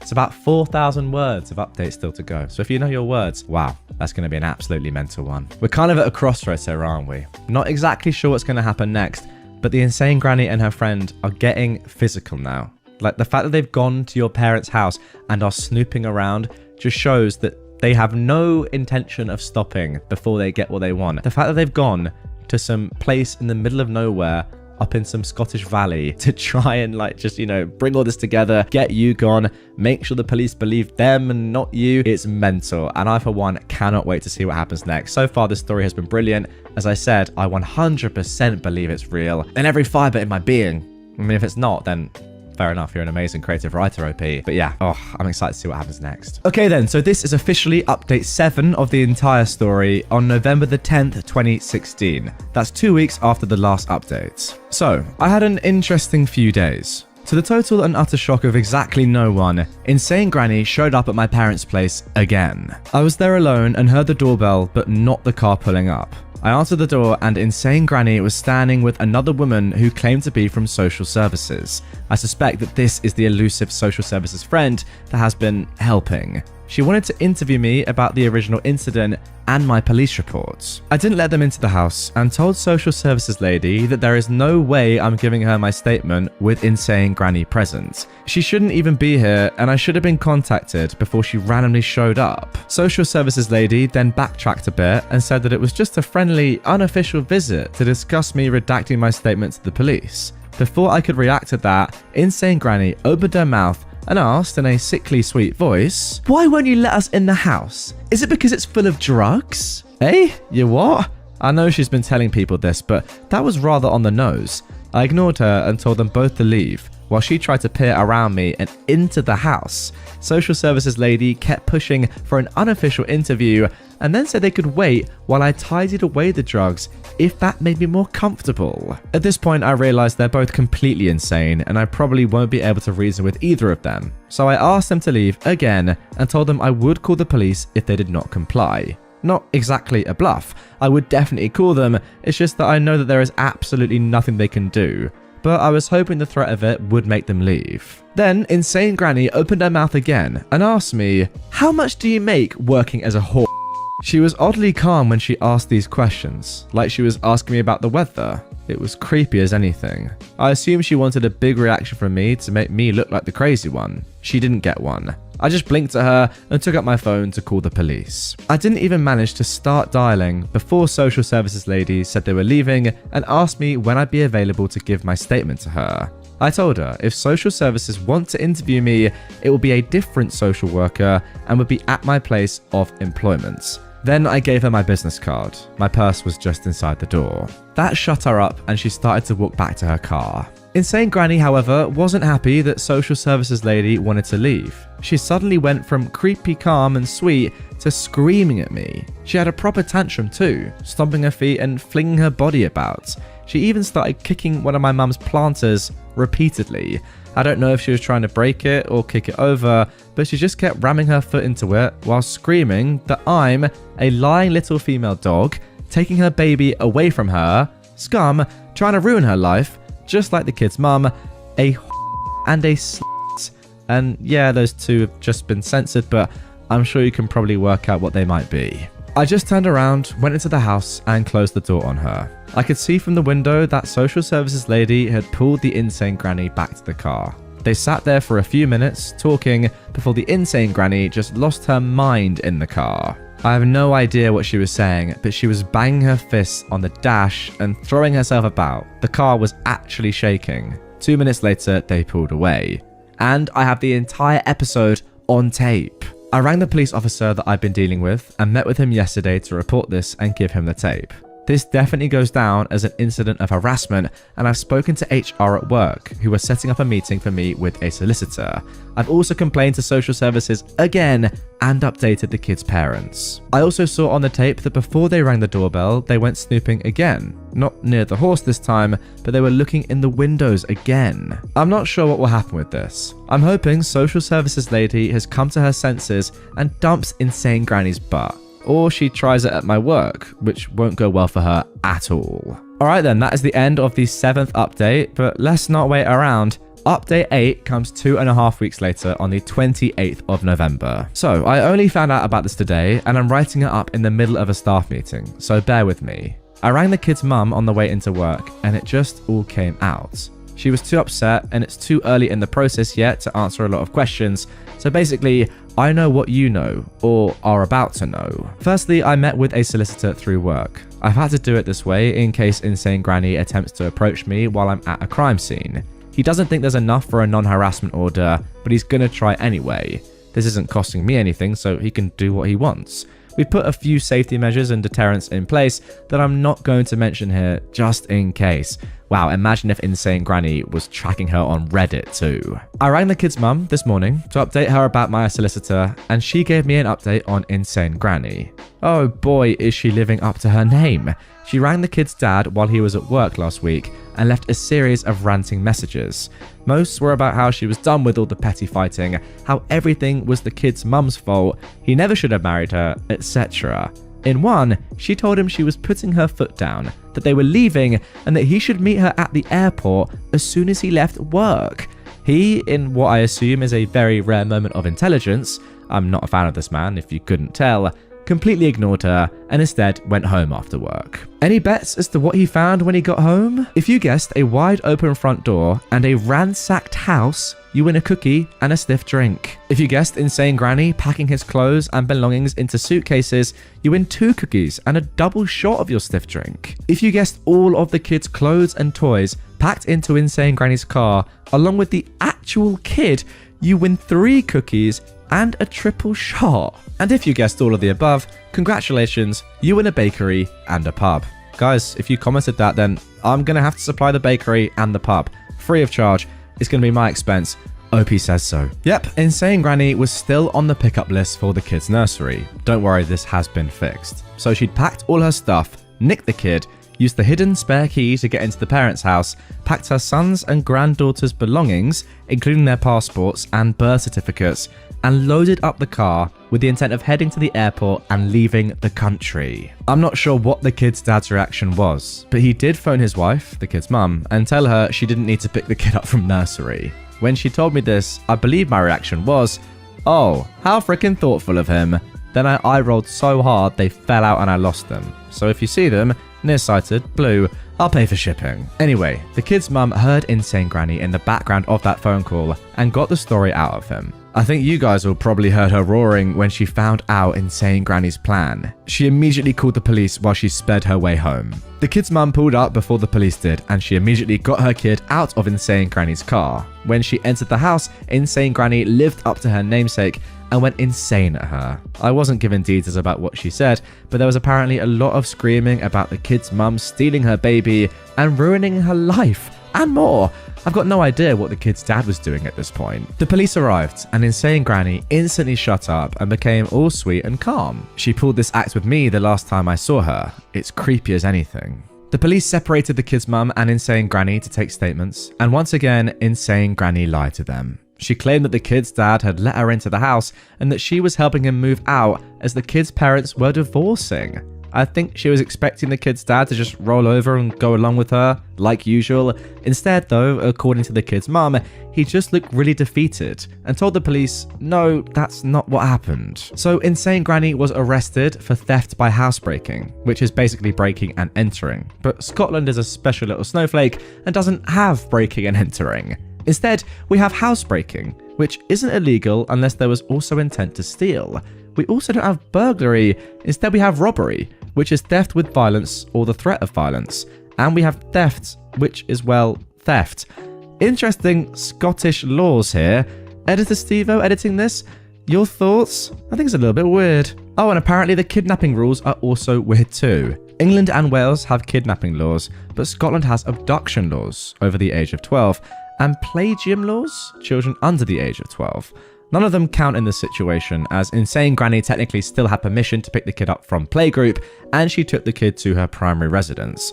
Yes, she planned to leave the country with her, but the fact that she planned for the kid's dad to come too, she even had a plane ticket for him, counts as having parental permission to take the child out of the country, as technically the kid would be in her dad's custody. Regardless if this was by design or not, she's very good at just skirting the edge of illegal and dancing about in the legally grey area. Anyway, she was charged and then released on bail, so she's still out there. The kid's dad seems to have seen the light though, which is good, and they've started cracking down on their security now too. She's been taken off the nursery pickup list, they're changing the locks, security cameras, the works. Well, that is good to hear. Oh, and social services got back to them and gave them the all clear. They're not taking their investigation any further. And there we go, guys. That is the end. A happy ending for once. Oh no, I'm only joking. 1 week later, here's another update from the 6th of December. I mentioned last time that Insane Granny is out on bail. She's electronically tagged, has a curfew, and is not allowed any contact with the kid's parents or the kid.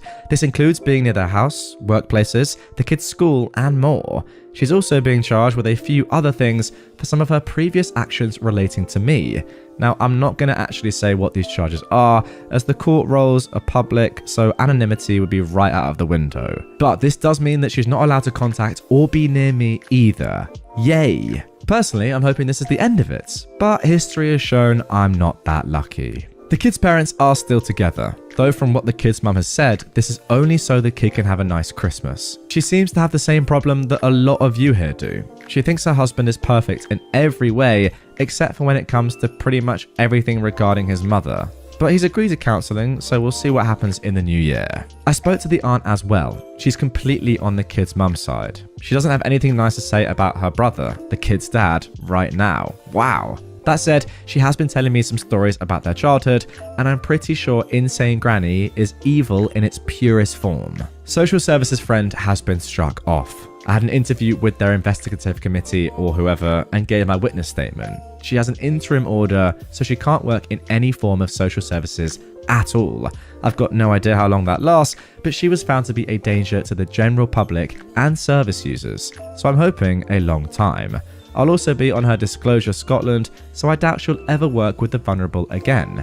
There'll be a hearing sometime in the next 6 months or so that I'll be testifying at too. And I think that's it really. We're keeping the security cameras around the house, and I'm actually moving back to my flat sometime in the new year, which I'm looking forward to. And then, 4 months later, on the 15th of March 2017, we got this. The final huge update to this tale. I know for some of you it won't be enough, but I've taken photos, because I've thrown my uncooperative idiot of a scanner out the window, of my witness citation and my original complaint about the social services friend, and redacted them worse than anything that ever came out of Area 51. Obviously, I can't prove everything or even have copies of everything, and I'm not going to ask the kids' parents and others for their documentation just to post it here.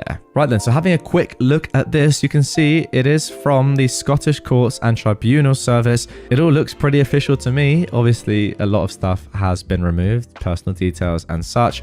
Moving on to the second one, make a complaint about a worker registered with the Scottish Social Services Council. Well, that is exactly what OP claims to be doing.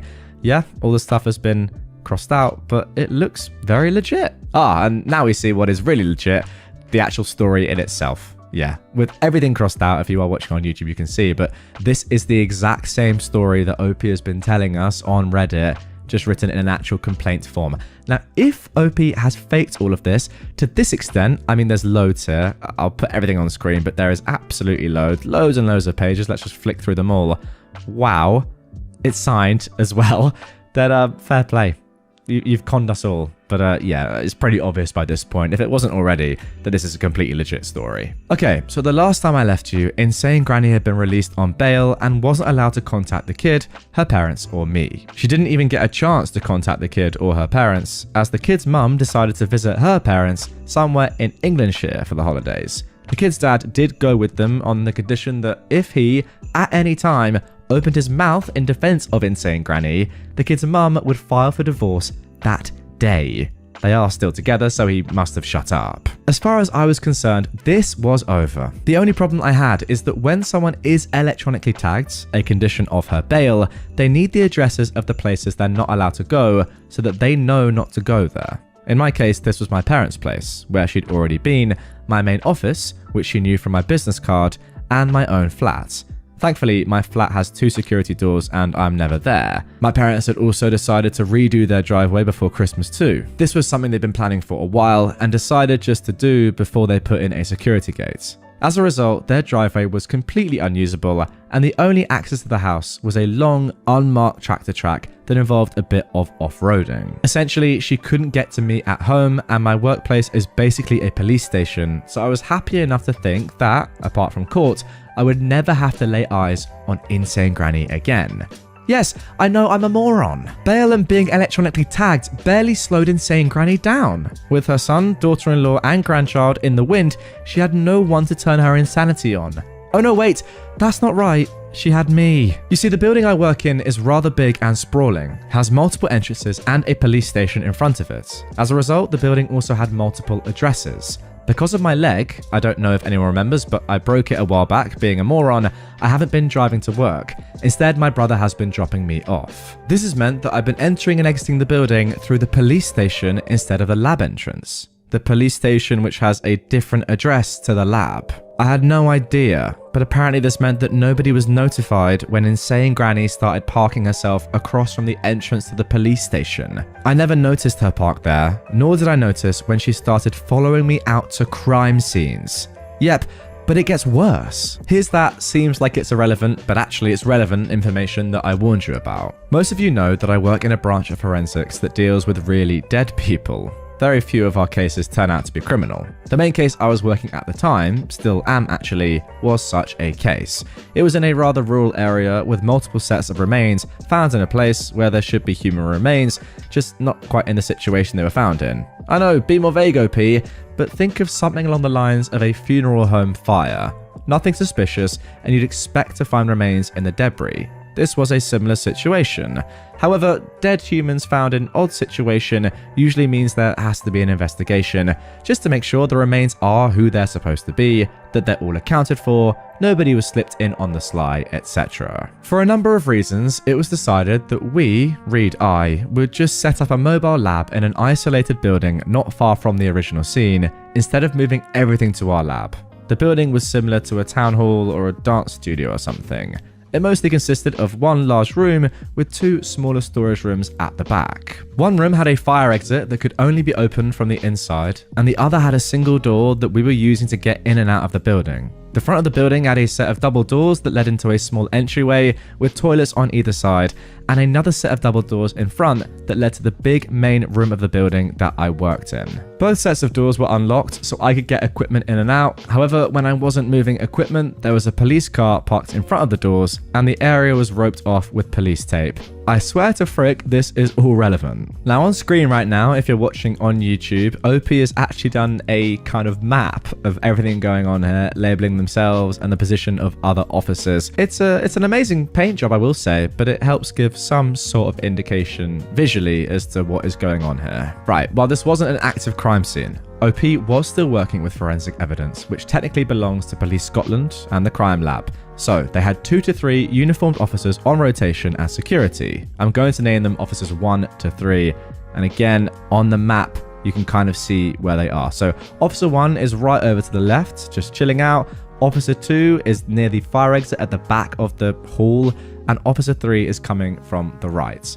And remember, this is a forensic thing, you know, it's police taped. A normal civilian can't get involved here. So there I am working away by myself when Officer 1 comes sprinting in, telling me to drop everything and GTFO now. He actually hauled me out the last few feet as I apparently wasn't moving quickly enough. He drags me out and around to the front of the building. I think you've all pretty much guessed who was there. Yep, Insane Granny was outside being insane. Or more accurately, she was kicking and screaming on the ground while officers 2 and 3 tried to restrain her. So naturally, I stop walking and start doing my best impression of a fish while my brain nopes the frick out, and I vaguely hear the sound of an old dial-up modem as my brain tries, in vain, to reconnect with reality. Meanwhile, she's shrieking like a toddler, and Officer 1 is basically dragging me under the police tape and across the road while talking about getting to a safe distance. Why exactly did we have to get to a safe distance? Because Insane Granny had opened the building's first set of double doors, dumped a few petrol cans and propane tanks in the entryway, and doused the lot in petrol? The only reason the whole place hadn't gone up in flames, other than the fact that propane tanks come with safety valves, so it is rather hard to explode them, was because Officer 3, who just pulled up from his shift, had caught her walking towards the front door from the right side of the building. Oh my days. When she saw him, she made a run for the front door, but he was faster. When he got to her, she had a lighter in her hands, and he could smell the fuel inside the building. That was enough for him to realize she was actually a threat and not just some nosy female dog, so he took her down and dragged her away. This alerted Officer 2 to the situation. He was stationed outside the single door around the side, and the two of them tried to restrain her, while Officer 1, who'd been somewhere along the perimeter of the original scene, was sent to get me out. Once more, we're going to flash the photo up on screen right now. You can see that Officer 3 came from the right, Officer 1 was way away on the left, and Officer 2 was at the back. But wow. Insane Granny just came from out of nowhere and would have probably been able to set this entire place on fire if Officer 3 wasn't coming for his shift. That is crazy. So the question is, what was Insane Granny doing around the right side of the building? Well, she was parking her car up against the fire escape so it couldn't be opened. Yep, she basically tried to trap me in a building and set fire to it. I'm not going to go into specifics here, but she screwed herself royally by trying to set that particular building on fire. Not only because she attempted to trap people, mainly me, but she didn't know who else was in there, inside. But remember when I said it was being used as a mobile lab? Yeah, that meant it officially contained material that was, and is, still considered evidence in an ongoing police investigation.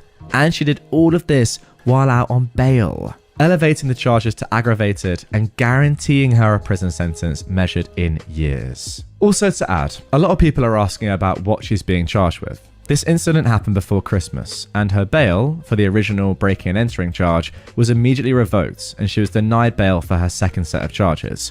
In Scotland, if you're denied bail, your trial has to happen within 110 days, so the trial happened pretty freaking quickly. She is currently in prison. I'm not going to give a list of charges. I've got no idea if you'll be able to find her from that, but I'm just not going to risk it. But yeah, they were serious. I'm also not giving her exact sentence for the same reason, but I will say that it was for over 3 years. The kid and the kid's parents were told about this incident the day it happened and were at the trial. They're still together. The kid's dad apologized to me a few times, and he's not, as far as I'm aware, defending his mother anymore. I hope this cleared up a few things. And there we go. That is going to do it for this incredible, insane granny story. That is the end of part 3. No doubt one of the most enthralling tales I've read on Reddit. That ending has shocked me to my very core. Despite all the stuff that this insane granny had done in the past 3 videos, I just didn't expect that. Attempted murder? Like, what has she gone down for? You say 3 years. Surely it's more than that. She knew you were in there. She's tried to set the place on fire. Doesn't even matter that it's a police scene, like, or a lab. And then she's blocked the fire exit. Does that not scream attempted murder? To me, it does. I would actually just love to know exactly what her charges were and how long she really is in prison for, but I guess we'll never know. My fiance got a face tattoo without talking to anyone. I am honestly stunned right now. My fiance, Kim, I have just learned, is completely insane. She took some days off work this week, sick, and avoided seeing most people in person. She claimed she was feeling sick and just wanted to stay home alone. She's never given me any indication that she would lie about this in the 6 years we've been together. No one in her family had any worries because she was a stable individual who'd never do anything crazy. She got a face tattoo. She took 3 sick days from work to recover from the fact that she got a face tattoo. She told no one of this plan beforehand. I've never in our time together been talked to about tattoos by Kim. She showed no indication that she was even interested in getting any. I was not even the first to learn. Her sister visited her because she got worried after Kim cancelled meeting with her for lunch on her 3rd day sick and got the grand reveal. She did not tell anyone beforehand because she didn't want to be talked out of it, and she hid the results because the swelling and redness was so bad that we would react badly and not be able to understand the artistic meaning. Kim is Asian American. She got Japanese symbols going down her forehead and under her eye. I don't know the meaning of them. I don't really know if I care to know the meaning of them. Kim's parents are Japanese immigrants. According to her sister, who was nice enough to inform me of this whole debacle, this is a big no-no in Japanese culture. Tattoos have links to crime and are looked down upon. Her parents are beside themselves, and that is a whole other set of drama I can't even begin to approach. Kim talked to me last night about it and acted offended and started a fight because I told her it was absolutely insane of her to do this. She works a public-facing job. She talks face-to-face with clients in the financial industry. The minute her boss finds out, the career she went to school for will be over. She actually didn't consider her job or family or me at all and decided a long time ago she was going to express herself freely without any concerns. I'm worried about her right now. This is not normal. She blocked my number after our fight and is ghosting me and her sister because we're trying to help. But dear Lord, this is far beyond me. I cannot comprehend what I'm even supposed to do right now. Kim's lost her mind. Is there any chance I will be happily married to this? A woman who went and got a face tattoo and hid that fact because she knew we would all talk her out of it.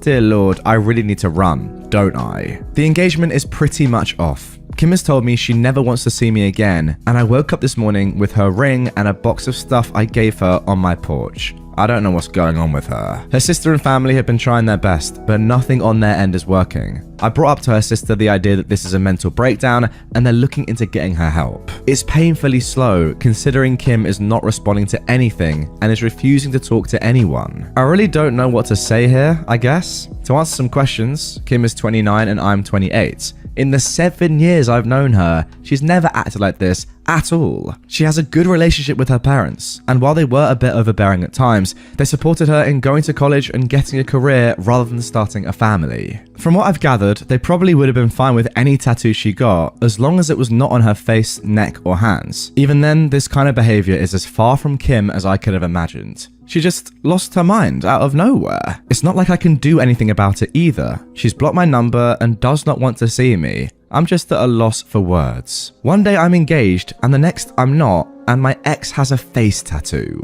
I mean, what a story to start off today's episode with. I will be honest with you guys, this to me screams like some form of manic episode. It's so far out of her natural character from all you are saying. And it's not just you, OP, that's saying this, it's her entire family as well. And you've been with her for 7 years and you've never seen her be like this even a tiny bit. Yeah, I'm no psychologist, but that screams to me that something has gone wrong there. Especially because it just makes no sense as well. Like, she is literally throwing away her career, her education, her life, her job, maybe even her parents.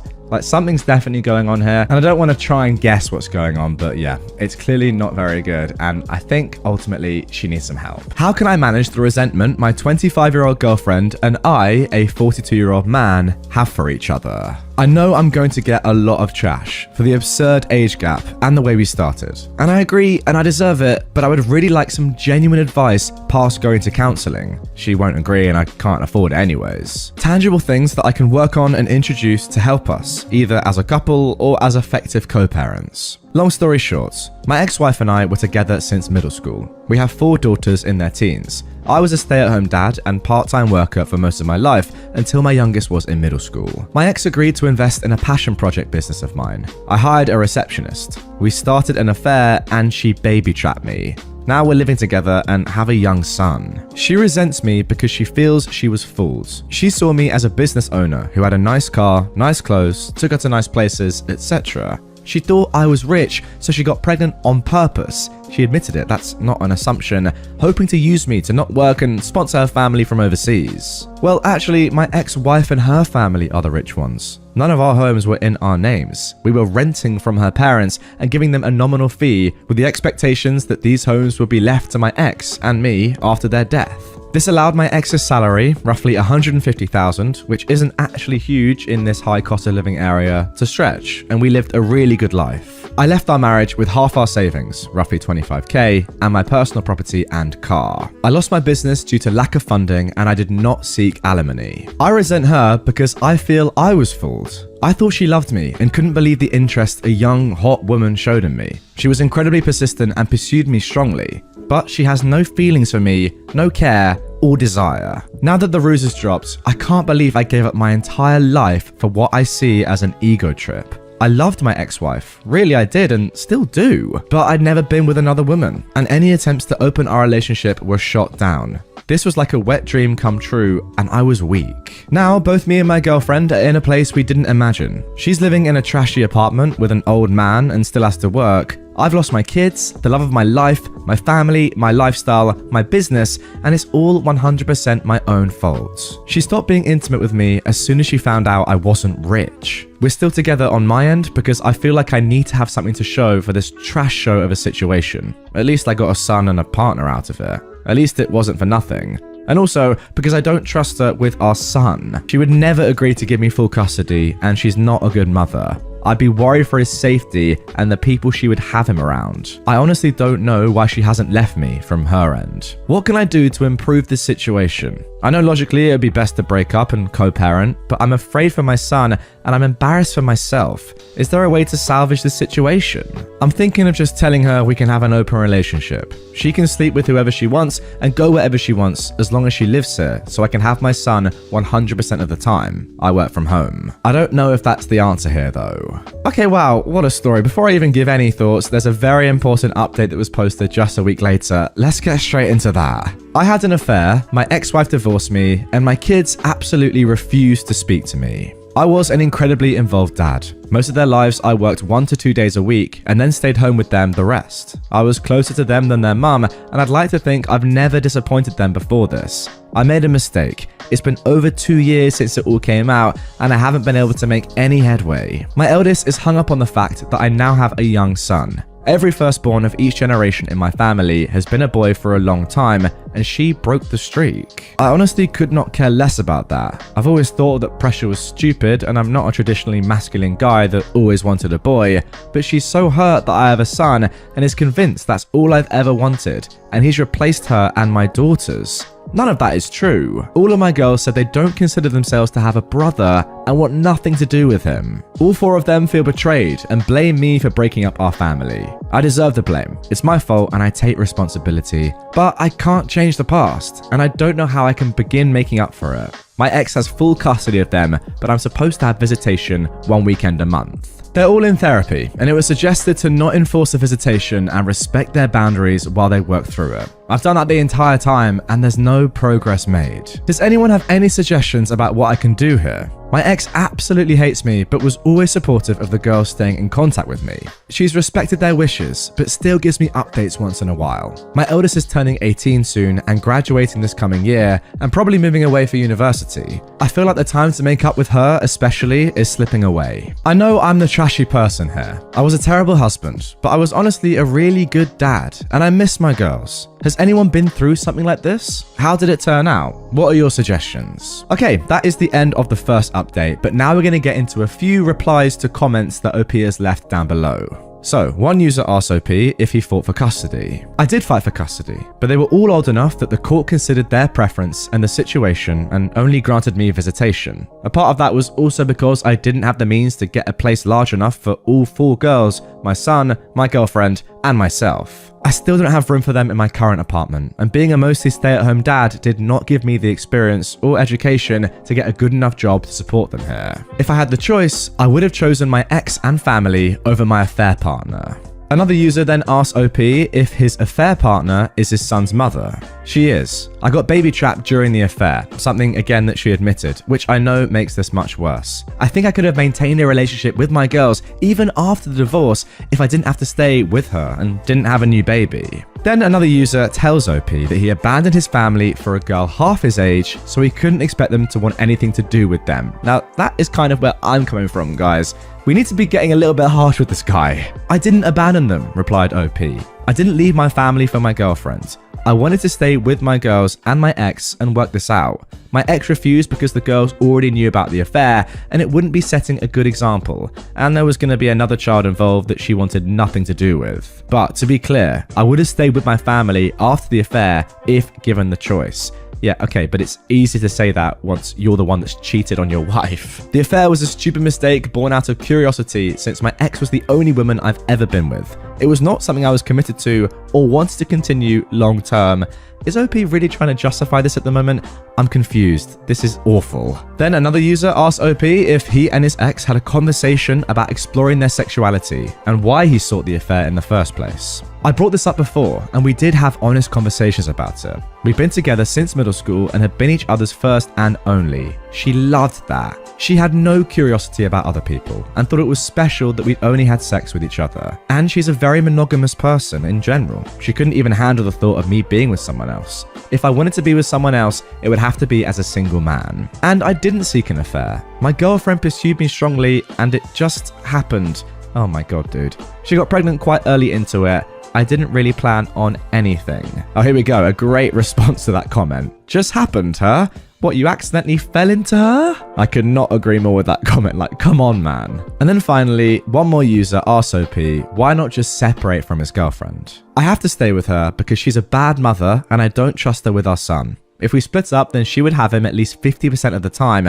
I would have left a long time ago if not for that. Okay, pretty crazy so far, but now let's jump a couple of months forward to January the 26th, 2022, where we get the final update of this story. Good news, my girlfriend and I have broken up. She's gone back to her home country and left my son with me. Refused to sign any formal custody agreement, so I'm hoping she stays there and doesn't bother us again. I'm pretty sure if she comes back and demands time with him, I have a good case for maintaining custody. She's not even interested in FaceTiming with him, so he remembers her. I feel bad that my son has to deal with a trashy and absent mother, but I hope I can get him into therapy as he grows. That is such a sad opening paragraph, my word. Now the bad news, I've tried my best to insist on visitation with my daughters, and that has fallen through. They absolutely refuse to see me. They wrote me a letter together that says how much they hate me, how betrayed they feel, how they'll never forgive me, and how my son will never be their brother. To not even bother telling him about them because they'll never be interested in knowing him. Just to forget about them altogether and move on with my new family. I have no legal recourse. The youngest is 13 now, old enough to have a say in custody agreements,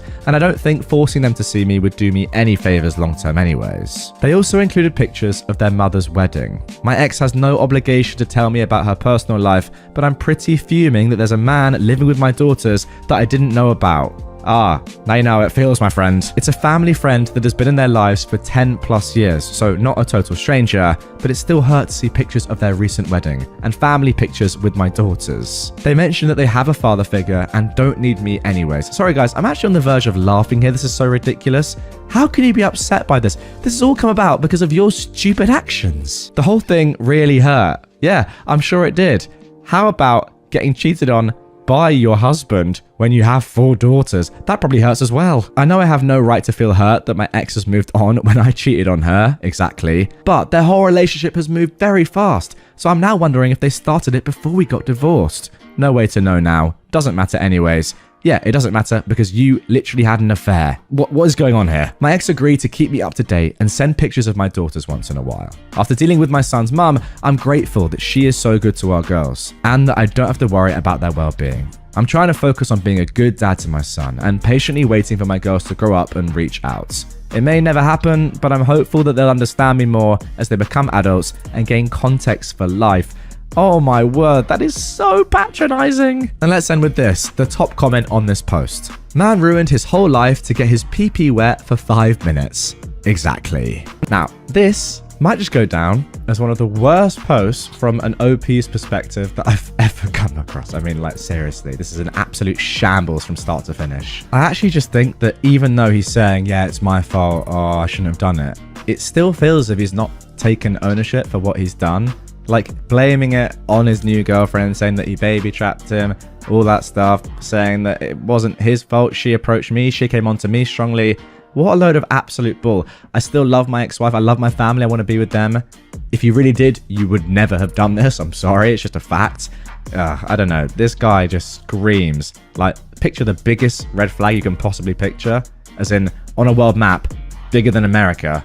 And that's his geezer. Also, I wonder how he'd feel if his girlfriend, now ex-girlfriend, actually cared for him and wanted to be with him and wasn't after him just for his money. Would he feel as bad? Would he feel the remorse? Would he be thinking, oh, I shouldn't have done this? Or would he be thinking, yeah, it is what it is. Like, I did this on purpose. It was my choice.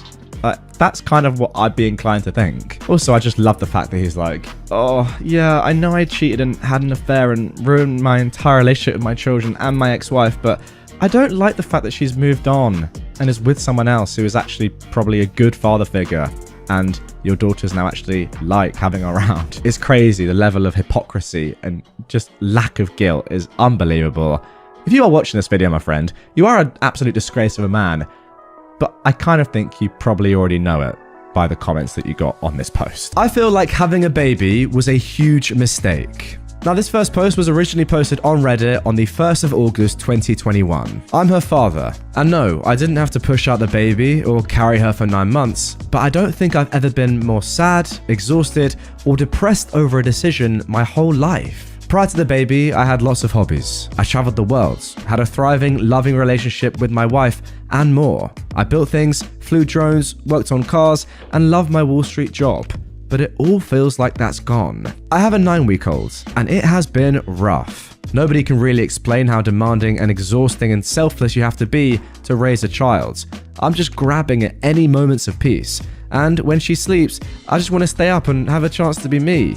But I'm so tired that I can't even enjoy those moments. I find myself wanting to pack up and just disappear. I find myself not even wanting to wake up because I know what the day requires. When does it get better? When will I get 7 to 9 hours straight sleep every night again? When will I get a chance to live again? I don't get time with my wife. Love life is non-existent. I don't get to travel or do any hobbies I had. I work 9 to 10 hours a day and I'm exhausted even before the day starts. I feel so guilty because she's beautiful and it isn't her fault, but if I could go back and undo this decision, I would. I know not all experiences are the same, but I'm hoping that someone has a positive word or a glimmer of hope for me.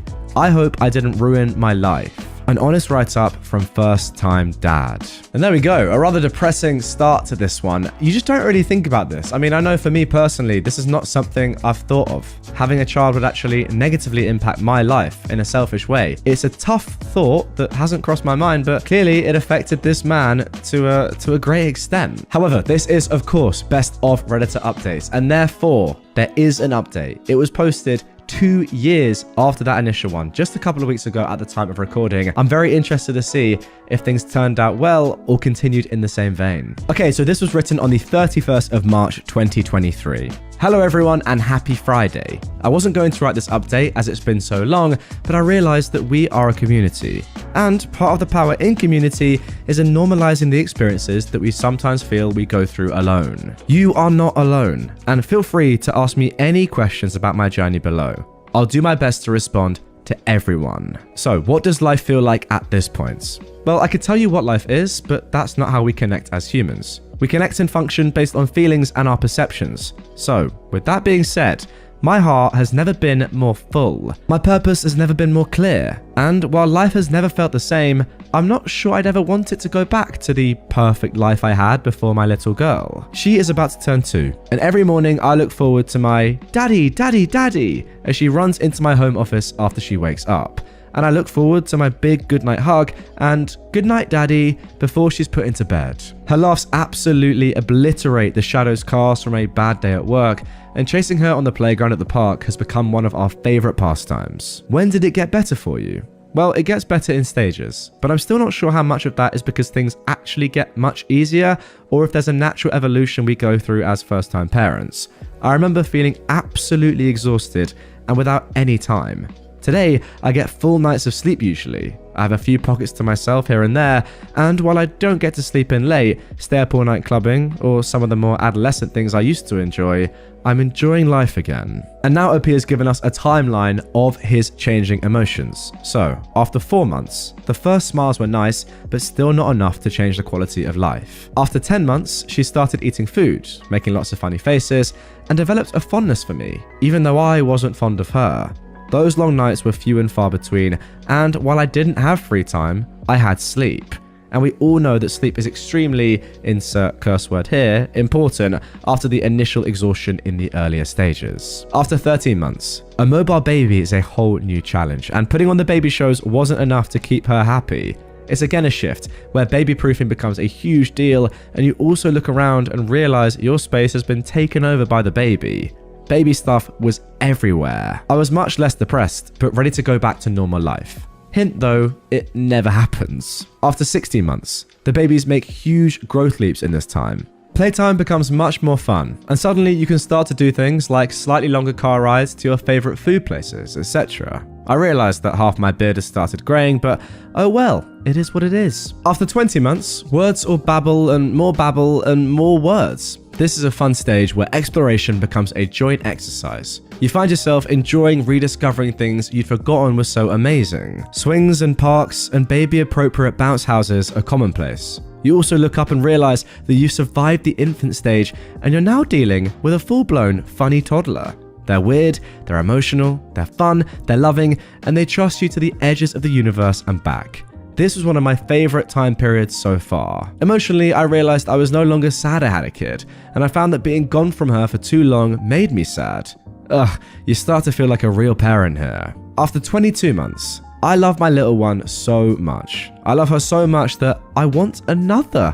What is wrong with me? The period you hate goes by so quickly if you just hold on and keep your head down. I'm back to most of my favorite things, albeit with less time to enjoy. I love music, for instance, so I purchased a headphone amplifier and a 300 pair of headphones so I can enjoy it while I work. I have several toys I play with occasionally, but more than anything, I feel whole. It gets better. It gets better. And now I can't believe that I'm ready to have another. Those of you in this community that helped me were a godsend. I'm happy to be here, and anyone can always reach out if they have questions or just need some encouragement. And there we go, what a start to the episode. I just didn't think that was going to have a happy ending, but I'm very glad that it did. I'm not going to lie, I was quite concerned after reading the post, but that is the beauty of Best of Redditor updates. We get to see how things turned out, and I, for one, loved it. Now, strap in, because more is coming right away. My boyfriend's friends pretended to kidnap me for a proposal. I am trembling, and I just created this alt account because my main has a lot of details about me that would make it easy to trace back. A week ago, my boyfriend told me he had a camping trip planned with his friends on Friday, today.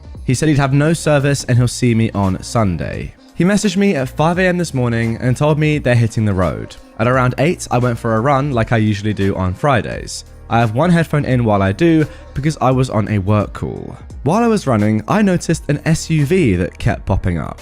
In hindsight, it looked just like my boyfriend's childhood friend's car. I sent a message to my sister saying to stand by and shared my location. Right after sending the message, I looked up and the SUV was right beside me, and someone jumped out and grabbed me. It happened so fast I even dropped my phone on the pavement. I was pulled into this car, and I could tell there was at least 2 masked guys in the back before they covered my eyes. In hindsight, they had cartoonish ski masks and black gloves on. I freaked out and resisted like crazy, screaming and kicking. All I could hear was these guys laughing, and I could feel one of them holding me down by my arms behind me and the other holding my legs down at my knees. I don't know how long I was in there, but I kept begging them to let me go and crying. I even admit I peed myself, but I don't think they'd noticed until we arrived at the house. They pulled me out of the car and I was screaming for help until I was pulled into the house. When the mask on my head was removed, I was on my knees in front of my boyfriend of 2 years. He was staring at me with a confused look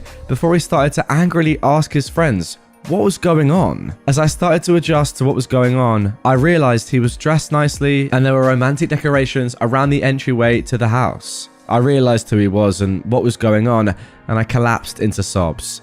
I probably had a 5-minute panic attack in that car on my way there, and another one sitting in the entryway to his house. I was sweaty, wearing soiled yoga pants, flushed with fear, scared for my life. That was all about an hour or 2 ago. My boyfriend took me upstairs and was going to help me get showered and changed, but I wanted to do that alone. I heard yelling and commotion downstairs while I showered, but I didn't know what was going on. I'm sitting in his room now, holding my shattered phone after crying to my sister about what happened. She lives an hour and a half away, but is speeding over to get me now. I can't stop thinking about what happened, and even though I know now that I was never in any danger, I don't think my brain can comprehend it. They were snickering and teasing me in deepened voices about what they were going to do to me. The one that was holding my legs down kept caressing my thighs up and down into the inner area. When the car would brake, his face kept falling into my chest. I don't even know who that was.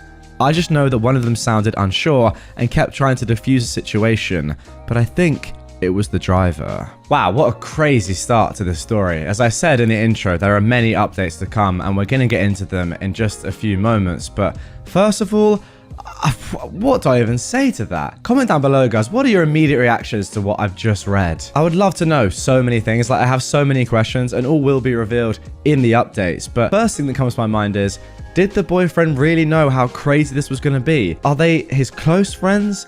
Why did he do this in the first place? Why on earth were they touching you and, you know, getting close to you in that sort of way? Oh, it's crazy. I don't know if this was supposed to be some sort of prank that just went wrong, but the fact of the matter is, it was just a horrible, horrible experience for you. And OP, off the bat, before we get into any updates, I'm so sorry that this happened. Okay, so first of all, in the comments down below, a lot of people were discussing whether or not the boyfriend was involved or to what extent he was involved. And OP had this to say. I don't think he knew how they were going to do it, but I wouldn't be surprised if he used the words kidnap and they took it too far. He's never given a red flag before, but if his friends are crazy like this, I need to reevaluate him too. I'm not sure, and I don't want to immediately talk to him. I think I'm feeling traumatized or something because I just can't physically talk to anyone except my sister. Guys, remember that OP is writing this and responding to comments pretty soon after the fact, right? She's still in the house upstairs with her sister just a couple of hours after this all happened. The next question from the comments was if OP's boyfriend is from a culture where something like this is more common, but OP instantly says no. He's ethnically from the Middle East and I am from Eastern Europe. Very similar backgrounds actually. We were both born and raised in America, and we're both culturally and socially very Western/American. And then finally, one commenter asks if OP could possibly stay with her sister and get some space from her boyfriend. And OP says that they don't actually live with their boyfriend at all, so either way, I'll stay with my sister a city away, or she'll stay with me tonight. Okay then, so let's get into an update. This one was posted 5 hours later. I'm working with police now. This is going to be investigated as a false imprisonment if I press charges. My sense of time was so warped. From where I was picked up to his house was about 7 or 10 minutes in the car, but it felt like way longer than that. As for the friends, the driver was his childhood best friend, who I actually get along well with. He was in tears when he voluntarily arrived at the police station for a statement. The other two were friends from his athletics class that he started attending a few months ago. It seems like the two guys I didn't know wanted in on what otherwise was supposed to be something more innocent. The original plan was for them to pop out of this car in their funny kidnapping attire and hand me a letter that explained I was being summoned by my boyfriend and that resistance is futile. It seems though like the plan changed as the two new friends wanted to shake me up a bit more and make it feel more real. Okay, so there we go. I guess a little insight into how involved OP's boyfriend was in all of this. Now, you could argue that it's not really the boyfriend's fault because he didn't actually say to his friends to do this. It was them doing this themselves and it was, just out of his hands. However, I would say to that he was the one who chose to kind of put this all into place in the first place. He was the one that employed his two friends to do this, right? Said, do this. And ultimately, if you're going to be trusting two friends that you've only known for a few months in your proposal to your girlfriend, the woman that you want to be with for the rest of your life, that's a very important moment, then that's kind of a bad thing for you to do, right? I mean, you're trusting two guys that you've barely known to do something that's so important. Very, very risky, and that ultimately is your fault, even though they obviously didn't do what you asked them to do. As for the two guys, I mean, they're just complete wrong-uns, right? Like, what are they doing? Seriously, what are they doing? The driver, fair enough, probably was focused on the road and was like, guys, what are you doing? This is very, very uncomfortable. And you can see the remorse later on in this post. But for the two guys themselves, like, how are you even mates with them in the first place? That is what I just don't really understand. Okay, now for the next updates. I've had time to calm down and had long talks with my sister. We're going to meet up with my ex-boyfriend for dinner tonight. That's with a question mark, by the way, I guess unsure at this moment. He's been respectful of my request for space, but has been emotional whenever he thinks about what I went through this morning. His best friend contacted me repeatedly, apologizing for allowing it to get that far, but I asked for him to stop, and he did. The best friend's fiance reached out and has been supportive and apologetic too. I am astounded at the support I've received here, and I wish I could thank each of you individually. I've never had anyone other than my sister and boyfriend care for my mental well-being like this. Reddit is a very kind place sometimes. And then finally, we got this update just a week or so ago. In short, I'm healing. My now fiance had a private proposal with me last week. Oh, wow. You know what? I'll be honest, guys. I really didn't expect that, but I was kind of hopeful. We had many tough conversations, and his responses to everything reminded me how safe and loved I am by him. He didn't ask for or endorse that type of plan. I've learned that the two friends whom I didn't know were highly influenced by YouTube pranksters and social experiment channels. Also, one of them let us know he's on the spectrum and apologized for his part. Okay, fine, but just because you're on the spectrum doesn't mean you can go around actually properly kidnapping people. Come on. I think that's all I can share for now. I'm only consulting right now, and I may not actually press charges. Once again, thank you so much for all the kindness and support. Opening my inbox today warmed my heart incredibly. Now, there is one final edit from OP saying this. There are a lot of people who disagree with me staying with my fiance. I'm sorry I couldn't explain in detail how confident I am in him throughout this. Please read carefully before passing judgments, and I'm sorry I couldn't please everyone with my decisions. But after further response, I think pressing charges is the best course of action. Maybe I'm a bit too tender-hearted, but I didn't want the former best friend to get some flack too, but it seems he has to. Yeah, that is a tough one right there. I don't really know how I feel about that. I think I completely agree with OP. in reality, yeah, you don't want the driver who is actually probably a good person, and it really wasn't on them, was it? I mean, there was going to be a driver no matter what happened, even if OP had been handed the note as planned and it had been relatively fun, they were still going to be involved. So it's a tough one on their behalf. But ultimately, if you're going to press charges on those other two, and you have to do that, and I'm really happy that you have done, then yeah, sadly, the driver, the childhood friend, is going to be caught up in one way or another. But, you know, if you show remorse and you say, look, I'm so sorry, I didn't expect it to happen like this, and I was just driving the car, and it was all planned out like this, and, you know, you get the boyfriend's words, and OP says that they really don't think the driver was in the wrong really that much at all, then the sentence in theory shouldn't be too bad on the driver. But those other two, I hope they actually go to jail, not gonna lie, because I don't know, there was lots of different words that you could put in front of assault there that they did on OP. Now, as for your boyfriend / now fiance, I'm happy about that. I am, because I do feel like he just made a fatal error, and it was a terrible error, the sort of error that you'd really hope not to make at that stage in a relationship. But still, you could see that this is just not what he had planned at all. It went horribly wrong. It's a terrible shame, but ultimately, we're not going to know, guys. We're just reading one post and a couple of updates from OP. It's up to OP, and if she's happy with her decision and has had solid conversations with her now fiance and feels that over the course of their relationship this is just a blip, who am I to say no? I think fair play for sticking with him and not just, you know, completely getting out of the relationship just from one terrible mistake. Now moving on to our next story. This one originally from r/relationship advice, and there are a lot of updates to come. My husband and son both lied to me. I am a 34-year-old woman. My husband is a 36-year-old man. We've been married for 12 years. A few weeks ago, my husband said that he has seen another woman handle situations that he didn't think I would be able to handle. I tried to talk to him about why it bothered me, and he just told me it was a passing comment and that I shouldn't take it so seriously. He said he'd meant to simply compliment her by saying she was handling so much on her own and that he was impressed by it. But I told him it was completely unnecessary and hurtful to compare her to me to compliment her. He told me I was being unreasonable and jealous and that he didn't mean anything by it. After that, he didn't say anything else about it, so I dropped it. Then yesterday, when I came home from work, I saw a pair of women's Fendi sunglasses on our kitchen island, kind of hidden by our fruit bowl. I picked them up and I asked my husband whose they were. He looked confused and was like, "Aren't they yours?" And I said, "No." Our older son, 11 years old, is sitting at the kitchen table and goes, "Oh, those are my friend Alison's. I took them home by accident." I was immediately suspicious. These are very expensive sunglasses. I know Alison's mother, and she doesn't seem like the type to let her child bring something worth that much money into school. My son kept insisting they were hers, and that he'd just taken them home accidentally on the bus, and that he'd return them to her tomorrow. But I said no, that I'd return them to her mother in person so I could make sure they got to them safely. When I spoke to Alison's mother, she confirmed that they weren't Alison's, and that neither she nor her daughter owned sunglasses like that. When I told my son and my husband, they both feigned ignorance.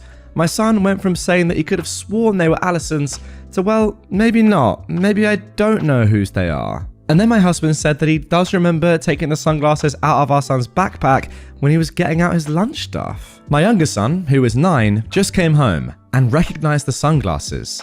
They are Noelle's, the woman my husband helps out sometimes, the one who he told me to not be upset over comparing me to her. I'm going to confront him when he gets home. I don't know what to say to him. I feel as though I'm going to immediately burst into tears. Can someone please give me advice as to what to say? And also just general advice, please. I never thought I'd be in this situation. Well, before we get into the update and we get the reveal of what exactly is going on here, I'm going to be honest, I don't have too much confidence. I feel like OP is in a world of trouble, and yeah, ultimately, it's very likely that you're being cheated on. As much as it pains me to say it, and it's going to be a horrible experience for you, I think that's what's going on here. The thing that's absolutely mental to me and that I can't quite work out is why your son is covering for your dad. Like, to do that, to actually lie about something like that, in the knowledge that you are lying, right? Normally, you just say, oh yeah, I don't know whose they are, but you're lying for a reason. There's no other reason to lie than to cover up for your dad. Why are you doing that? You're 11. It makes me think that surely the dad has been in the 11-year-old's ear and told him that, which is even more crazy. Imagine cheating on your wife and then telling your son to help you out. and cover up your infidelity. Is that really what's going on here? That's the thing that I can't get my head around, but nonetheless, let's get into the reveal. Okay, so this was posted just one day after the original. When he got home, my husband admitted they were Noelle's. She's been over there while I was at work. My husband had not realized they were hers. He thought they were mine, which is why he didn't move them. My older son realized whose they were immediately, which is why he lied about them.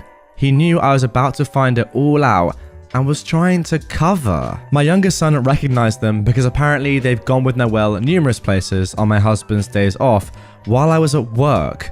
I don't know what he told my older son, but he told my youngest not to tell me about Noelle and her son hanging out with them because I would feel bad about being left out because I was at work.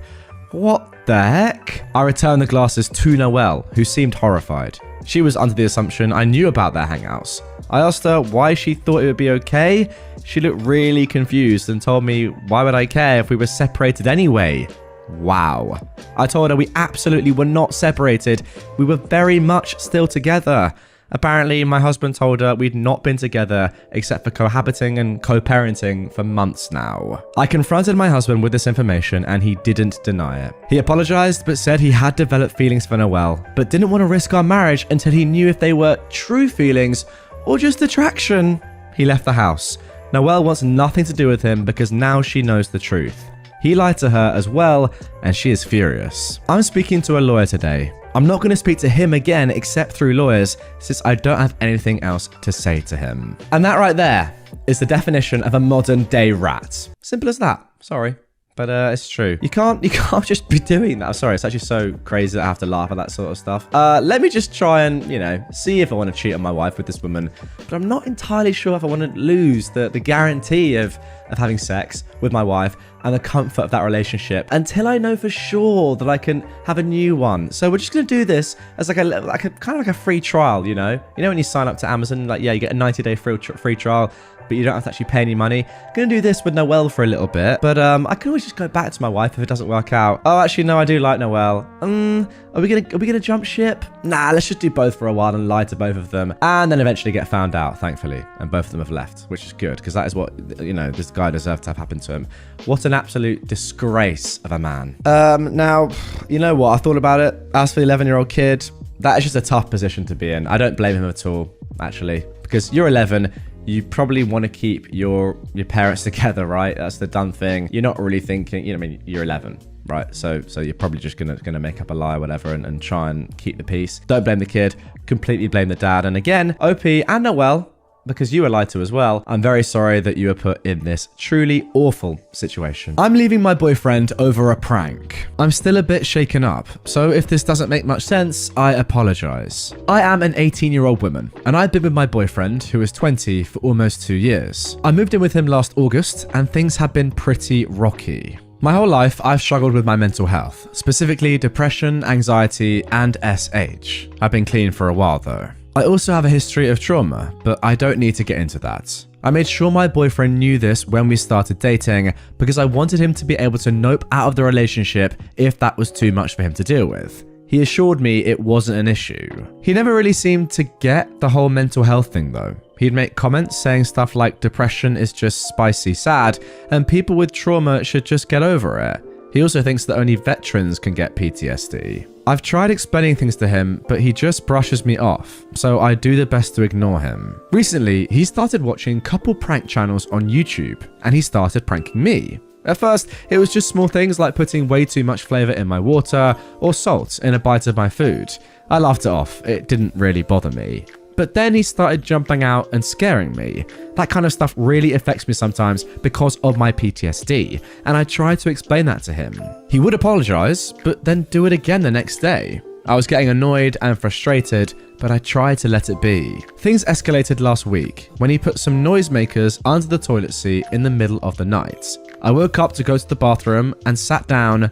Boom. It being late at night, me being half awake, and the loud noise all mixed together gave me a full-blown panic attack. I was on the bathroom floor crying and having flashbacks. After I don't know how long, I stopped crying and was just staring into space, having flashbacks. He came in because I guess he noticed I was gone for a while. When he saw me sitting on the floor, he remembered his little prank and started laughing. I just stared at him for a second, got up and called him a jerk. I slept in the living room the rest of the night. The next day, I sat him down and I told him he cannot keep scaring me like this. No more jumping out at me, no more loud noises. He pretty much sighed and rolled his eyes, but he said he would stop. Everything was fine for a week. I thought this whole prank thing was finally over. Yesterday, I got home from being out with a friend, actually feeling better for the first time in a while. When I walked in the house, all the lights were off, so I assumed he was still at work, which isn't abnormal because sometimes he works late. I plugged my phone in because it died on my way back home, and when it powered on, I got a notification that he sent me a text. It just read, "So sorry, I love you." I replied saying, "It's okay, I'll see you when you get home. Love you." And I heard his phone ding in the bathroom. That was weird, I thought. I got up to go get his phone, and when I got into the bathroom, I saw him laying in the bathtub. The bath was full of water. There was an empty bottle of pills on the sink, and he was covered in blood. His wrists were cut, and there was just so much blood. My heart just sank. I started having a panic attack. I was hyperventilating, crying, and I was just frozen. After a minute, I ran to the living room to get my phone to call 911, and I hear splashing and then laughter. I turn around to see him standing in the hallway, just laughing. He said he got me, and I should have seen the look on my face. I don't even know how to describe the feelings I was experiencing. I was so mad and sad and scared. I didn't even say anything. I just walked out of the house. I just kept walking, and eventually I figured I needed to call my friend to come and get me. At first, I didn't tell her what happened. I just told her I needed her to come and get me. It was an emergency. She came and took me back to her house where I'm at now. My boyfriend keeps calling me, and he sent me some text saying he was sorry and that it was just a joke, and I'm overreacting and I need to come home. I'm not answering. I don't even know what I would say to him. My friend is going over to his house tomorrow to get my things when he's at work. She said I can stay with her however long I need. I don't know what I'm going to do. I just feel numb. Wow, and there we go. What a first post. Let's get straight into an update which came just one day later. Thankfully, today wasn't as eventful as I was expecting it to be. I ended up sending my now ex-boyfriend a text saying that he crossed the line and I don't want to hear from him again. I blocked him on everything after sending that, and I'm planning on changing my number tomorrow. My friend went over to his house around noon today with her boyfriend and was able to retrieve most of my stuff without issue. She got all my personal documents, sentimental items, medication, and clothes. The only things she wasn't able to grab were the TV and Xbox I paid for, because I'm not sure how I can go about getting those back without him accusing me of stealing them. I'm not sure that fight is even worth it right now. Before she left, she put my copy of his house key on the kitchen table, so he knew I didn't have it. She wanted to unplug his fridge and all his appliances just to make things harder for him, but I told her not to. I really didn't want to add fuel to the fire. His mum reached out to me to ask what was going on. Apparently, he called her and told her that I had some sort of mental breakdown and ran away, and that he was worried about me. I told her what happened and what he did. She was fuming. She said she thought she raised him better than that and that she was sorry he did what he did. She said that if I need anything, I can let her know and she'll do what she can to help me. I guess his mum told his older sister what happened, and she also reached out to me to apologize for his behavior. Now, I wasn't close to her, but I met her a few times, and she is a really nice person. She offered to help with anything I needed and told me that she was going to make sure everyone knows what actually happened. I told her that wasn't necessary, but I appreciate it. But she said that she wasn't going to let her brother get away with this. I'm not going to argue, so I thanked her. For the most part, I've just been lying in bed today. I'm so exhausted, physically and emotionally. I wish I'd left him sooner. There were red flags that I just ignored. I guess I was afraid of being alone. I don't know. I'm trying not to blame myself for this whole situation, but I feel like I put myself in this position. This is what I get. I'm not expecting much else to happen. God, I hope nothing else happens. I'll probably give one more update in a few days as long as things have cooled down. If something significant happens, you'll hear from me.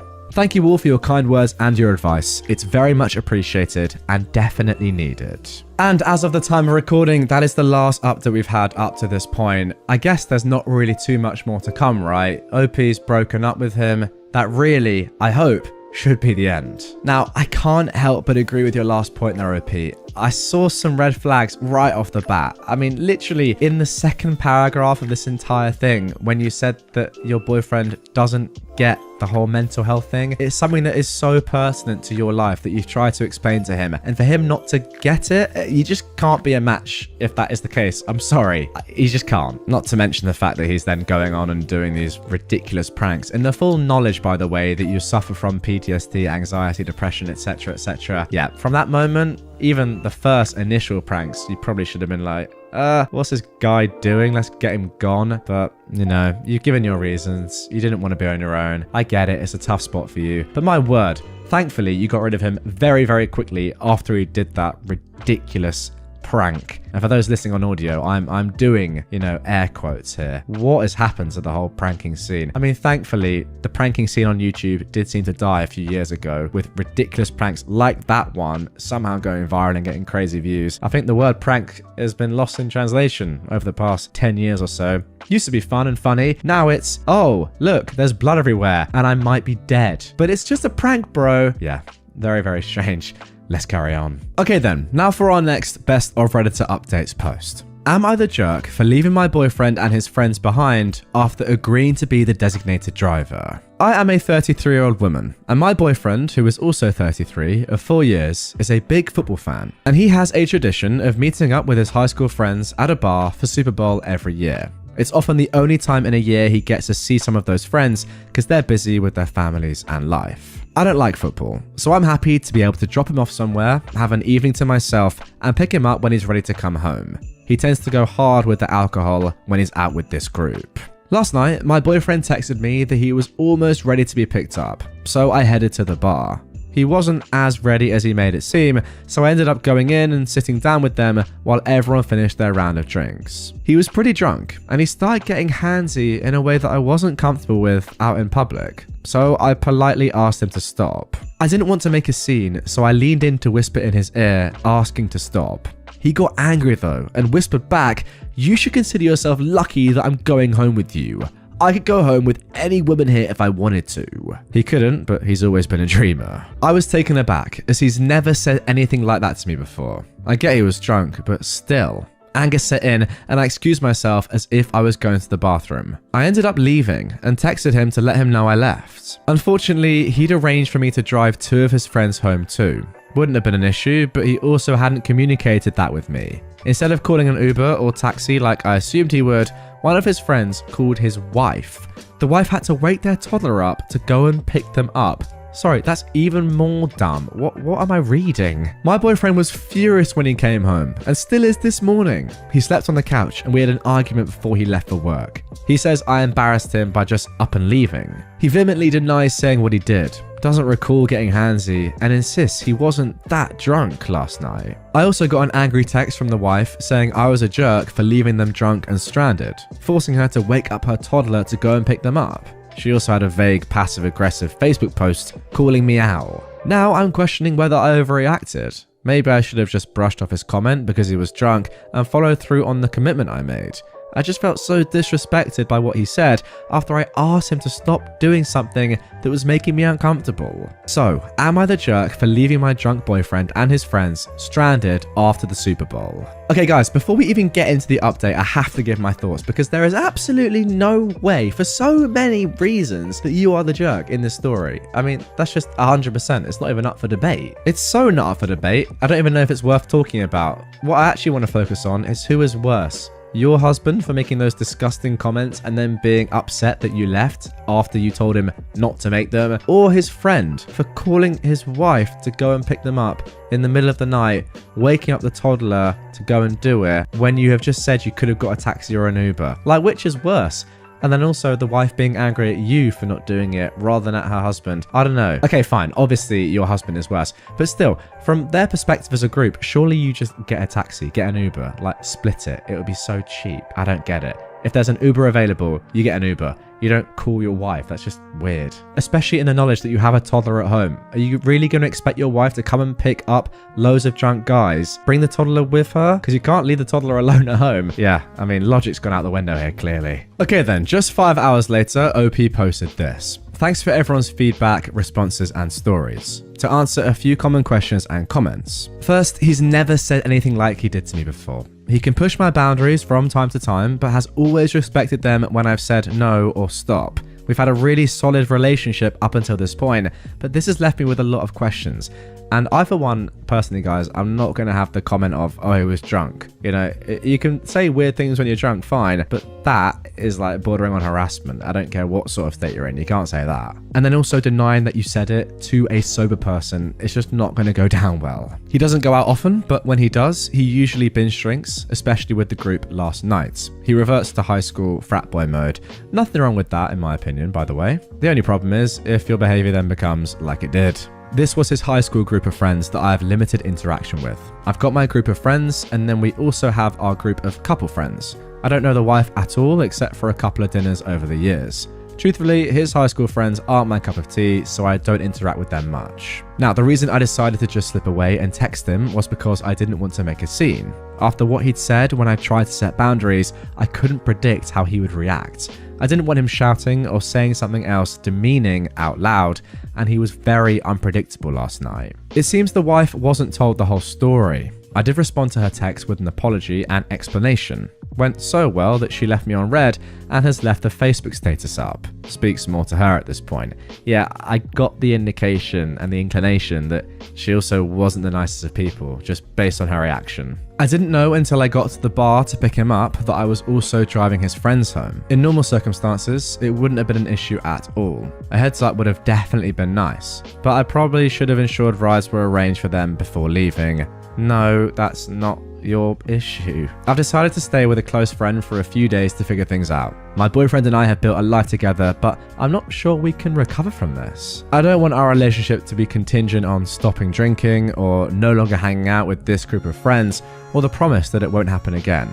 From experience, ultimatums don't work and lead to resentments. Alright then, and now moving on to the actual update of this post, which came on February the 14th, the next day. First of all, thank you to everyone who took some time to respond. I read as many of your comments as I could. Thanks for sharing some of your stories, and I wish I could hug each of you that were or are in my situation. I really appreciate the support and also some of the honesty in the jerk judgments. Guys, it might be quite obvious, but just to say, OP was voted pretty much unanimously as not the jerk in this story. Some of what happened could have been handled differently. I acknowledge that me leaving without saying anything wasn't the best of decisions in hindsight, but at that moment, it was the only decision I felt I had, given the shock of what happened and the flight response it triggered. I've done a whole lot of reflection. I don't know why this incident was the catalyst, because looking back, there's a lot I let slide at the cost of my self-worth. I had my blinders on and ignored things I shouldn't have, which I'm embarrassed to admit. However, I still felt like we could work through things. At the very least, we needed to talk. I'd hoped that we could have an open conversation about what happened, and ideally a plan to move forward. So, my boyfriend and I met up today for the Valentine's dinner that we had reservations for. The dinner was pretty emotional and didn't go as I hoped. I apologise for leaving his friend stranded as a way of me showing to him that I took responsibility for my actions, even though I feel even more justified thanks to you guys, but he unfortunately wasn't willing to do the same. He still denies doing and saying what he did, despite remembering everything else that happened while he was at the bar. And he actually doubled down again about me embarrassing him, now not only by leaving them at the bar, but for also having the audacity to respond back to his buddy's wife. He said that they were his friends and I had no business airing our laundry to them or involving them in our issues. Oh my god, this guy is worse than I actually thought he was. My word. I just can't comprehend how someone who supposedly loves me can't accept responsibility for his actions, or at the very least acknowledge he hurt me. He obviously doesn't respect me. It's done and over. I can't do it anymore. We're going to go our separate ways. I told him as much. We own a house together, so it's going to be a process, but I feel oddly content with my decision. So, thanks again to all you internet strangers that lifted me up and offered supportive words. I could not have walked out of the restaurant so confident in my decision if it wasn't for you guys. Wow, the power of Reddit. I'm back at my friend's place now, with a hot cup of tea and Woman's Worth by Elisa Milk on repeat. As the lyrics say, holy heck, I'm tired of loving a man who acts like a child. And holy heck, I'm done with losing my mind just to love someone. And I am. I'm done. And there we go. Great decision by OP. What has shocked me there is that you've been together clearly with this man for quite a while. I don't know if you explicitly said, actually, no, you did, didn't you? Didn't you say you've been together for what? 4 years? Is that right? Yes. You've been together for 4 years. And this is the first sign, it seems to me, and obviously we only are going on off of what we've just read here, that he's ever got that side to him. The side that remembers everything else on a night, but then can't remember that one thing that you're talking about, and also refuses to apologize for it. Now, guys, I can only think of something that happened to me, which was very similar in this situation. It was actually with my ex-girlfriend before we were together. We were just seeing each other. And I had a moment like this. I had a night where I was with her and her mates and also my mate, and I got way too drunk, and I didn't say anything like this. I don't, honestly, like, I'm not a great geezer, but I would, like, this is ridiculous. I wouldn't say any of this stuff. This is just obscene. However, I did get too drunk and I pretty much wasn't aware of my actions, and it turns out I was kind of ignoring her. Now, look, fair enough. I don't remember any of it because I was absolutely battered. Don't do this, guys, if you're watching. Trust me, it wasn't great. And she was upset because it was like a first big night out and I just got so waved. And it was a lesson for me. However, we talked about it. I fully apologized. I had no idea what I'd done, but she was telling me some of the stuff I'd done. And I was like, okay, honestly, in that moment, that wasn't me. I'm so sorry. I don't remember any of that. I would never do that again. I wasn't sober, obviously. But the point being that in that spot, I wasn't saying, oh, I don't remember doing that, therefore I can't apologize for it. I was like full on apologizing for everything that I'd done because, of course, I had no idea if I'd done it or not, but she said I had, so therefore I had. And therefore, the fact that this guy isn't doing the same is just kind of crazy. Like, you can do bad things. If you apologize for them and say, look, I'm sorry, it won't happen again, I really genuinely am sorry, then what more can you do? It's safe to say, I haven't had a moment like that since. So I've learned from that, and clearly this guy hasn't, because he's now not in a relationship. There you go. Just getting back to the actual post now.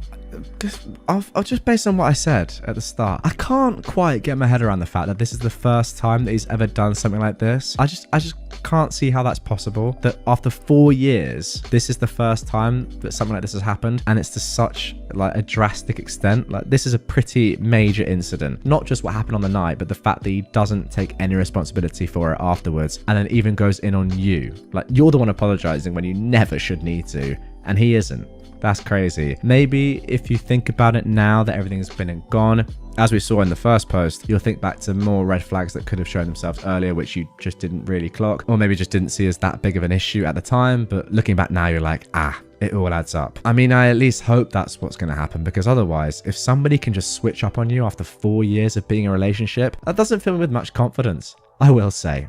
But there we go. Great story nonetheless. I thoroughly enjoyed it. My 37-year-old man, wife's 34-year-old woman, sister, 29-year-old woman, tried to kiss me, and now my wife is spiraling. Help me. As the title says, my wife's sister made a pass at me at a recent family gathering, and I have no idea what to do. For context, I think my wife, Jenna, is absolutely gorgeous, but she has some really negative body image issues. This is in large part because of her younger sister, Mary, who is very conventionally attractive, as opposed to Jenna's more unconventional, but in my opinion, striking beauty. Mary was a successful model until a couple of years ago, and now works in the fashion industry. In our early days of dating, when I would tell Jenna she is beautiful, she'd always say, just wait until you see my sister. When I did finally meet her family, she would randomly press me for weeks to talk about her sister, whether I thought she was more attractive than her, etc. I always told her the truth, that I think Mary is attractive in a boring way, and that I think my wife is much more beautiful and interesting to look at. She wouldn't let it go until I confronted her about how uncomfortable it made me, and I asked her what was going on. This is when she told me that she's always had a chip on her shoulder about her looks because of being compared with her sister growing up. They fell into the classic smart one, pretty one dynamic their whole lives. She also said that Mary had a habit of being flirty with all of her exes and warned me that it would happen to me eventually. She then started sobbing and begging me to not cheat on her with her sister, to which I forcefully said that I would never cheat on her with anyone, let alone her sister. I've been crazy about my wife since day one, and there's literally no woman on earth who could come close to her. I honestly didn't believe her about the flirting at first. I assumed it was just an extension of her insecurity. But I was wrong. Whenever we get together with my wife's family, Mary always finds ways to touch me and make little innuendos and comments about me or my body.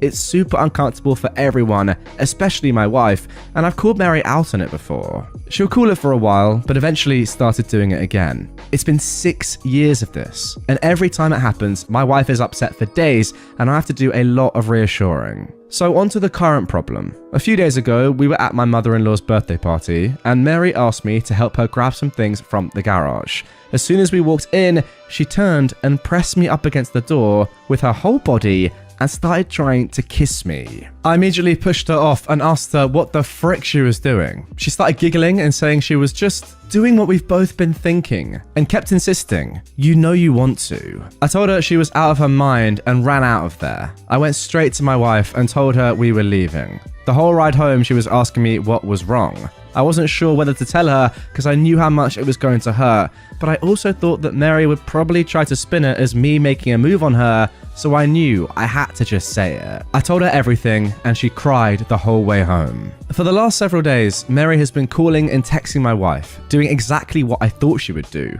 even telling my wife that I said that she, Mary, was the hottest girl I've ever seen, which I had to assure my wife a million times that I did not and would never say, even though she believes my account of the situation. She's been a complete wreck the last several days. She's hardly eating, she pulls away from my touch when I try to hug her or just hold her hand. She says she feels hideous and disgusting, and I don't know what to do. This is the lowest I've ever seen her, and it hurts to see how much she's hurting. I have no idea what to do to help her heal from this. Reddit, what should I do? Honestly, guys, I kind of have no idea what to even suggest here. You've been doing the right thing, in my opinion, for such a long period of time now. This is obviously such a deeply ingrained issue that your wife's had to deal with for pretty much her entire life, right? I mean, it happened when she was a child. It's happened with all her exes. She's always had this comparison with her sister. And the fact of the matter is, she's right about her flirting with her exes, which is absolutely crazy. So it's not as if her worries and her fears are not without actual evidence. As we saw, you know, she actually does do this sort of stuff. She tries to kiss her sister's partners. Unbelievable. So because of all of that, it's going to be an extremely challenging thing to try and get her to not think these sort of thoughts and to reassure her that, no, I really do love you and I don't care about your sister at all, when she knows for a fact that her sister is making passes at you. It's just an incredibly difficult one, and I really don't even know what to do. What can you do other than just keep doing what you've already been doing, which kind of hasn't really been working? Anyway, good news is this is Best of Redditor updates, and there are a couple more updates to come. The first one that I'm about to get into was posted just a couple of days later. Here we go. I got a few requests for updates, so here it is. I first want to thank everyone so much for your advice. It was extremely helpful and gave me a lot to think about. I'm especially thankful for the folks that asked me how I was doing. I realized that I've literally never had a chance to check in with myself after these things happen, and I've actually been holding a lot of frustration and resentment about it all. I've been harassed for years, and it's either been brushed off or it's been eclipsed by the impact it has on my wife. I don't blame her for it, but this has been a good lesson in me not burying my feelings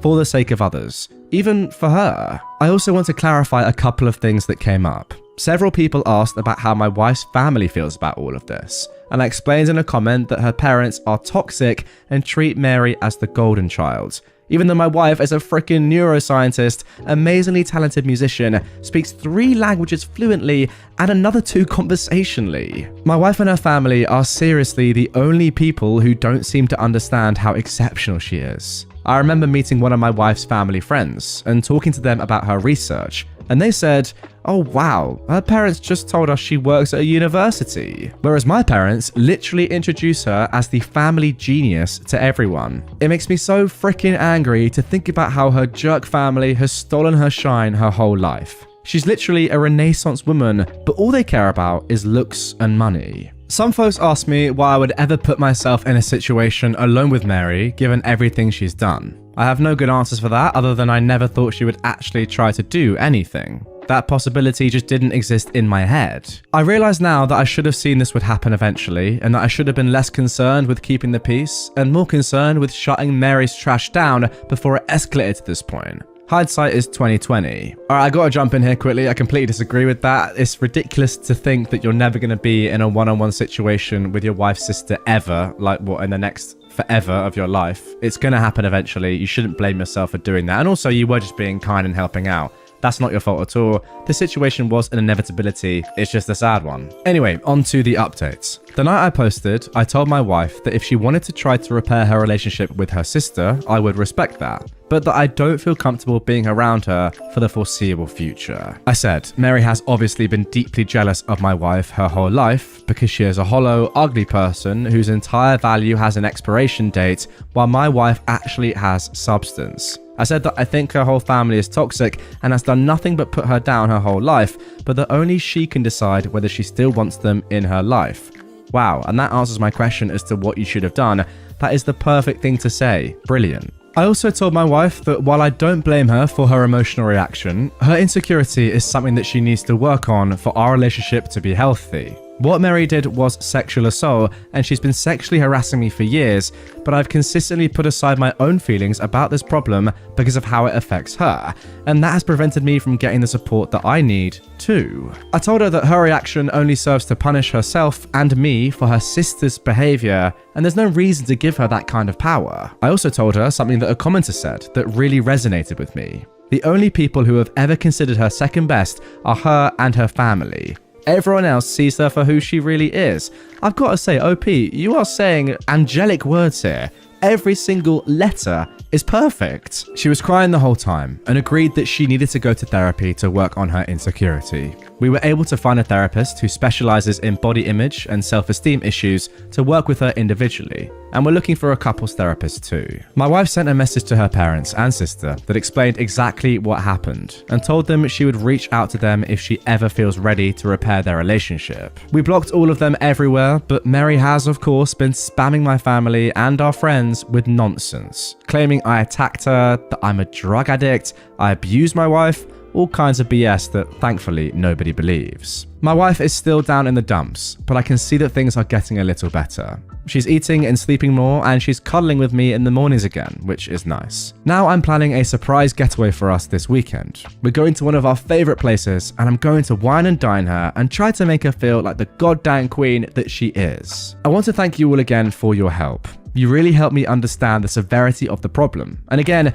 thanks for helping me connect with my own feelings about all of this. You guys are the best. But guys, fear not, because there is actually one more update that was posted on the 1st of February. So let's get into that. Hopefully, OP says it's the final update, but let's see. First, I want to say that I've gotten so many questions about who Mary is, and I'm just not gonna say. Suffice to say that she's never been household name famous, but she made a living solely on modeling for about a decade from what I understand. So she must have been popular enough that fashion people might know her. I really don't know how that world works, but in my opinion, it doesn't matter how many names you drop, you're not famous if you don't have a Wikipedia page. That is fair enough. Also got lots of comments that mostly jokingly called me a simp, and I can't argue with that. I totally am a simp for my wife. She's the coolest. I hope you all find a love that makes you feel this way.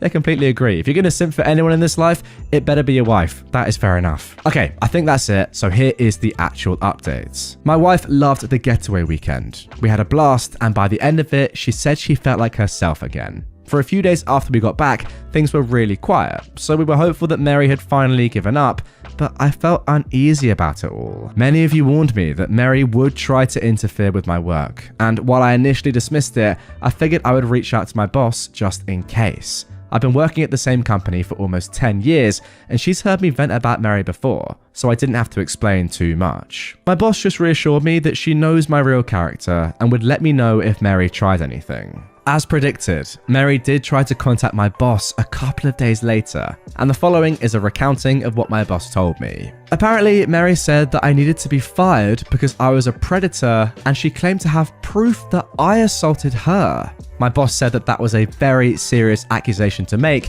and asked Mary to explain what proof she had. Mary claimed there was a camera that caught the whole incident, so my boss asked her to send the video. Then Mary got flustered and said the police had it, so my boss asked her to send over a copy of the police reports. Then Mary said that it had a lot of private information in it, so my boss asked her to redact the private information and send it over. Then Mary said that she didn't feel comfortable with that, and my boss told her that she could not take action against an employee based on word of mouth from a stranger. Then Mary shouted at her for victim blaming and hung up. But unfortunately, that was not the end of it. Last Wednesday, Mary somehow sent an email from my personal email account with a D pic, not mine obviously, to the entire office. Oh my. My best guess is that I must have left my email logged in on one of my in-laws' devices. She's definitely not smart enough to actually hack me. And I know this is completely besides the point, but of course, she chose the weirdest looking D I've ever seen. I played team sports all my life. I've seen a lot of Ds, and this was something else. It's honestly kind of funny to think about Mary Googling gross D or something and sifting through hundreds of images to find just the right one. I had to apologize to everyone on staff, and thankfully folks were surprisingly understanding. It's actually been kind of a nice bonding experience with my co-workers.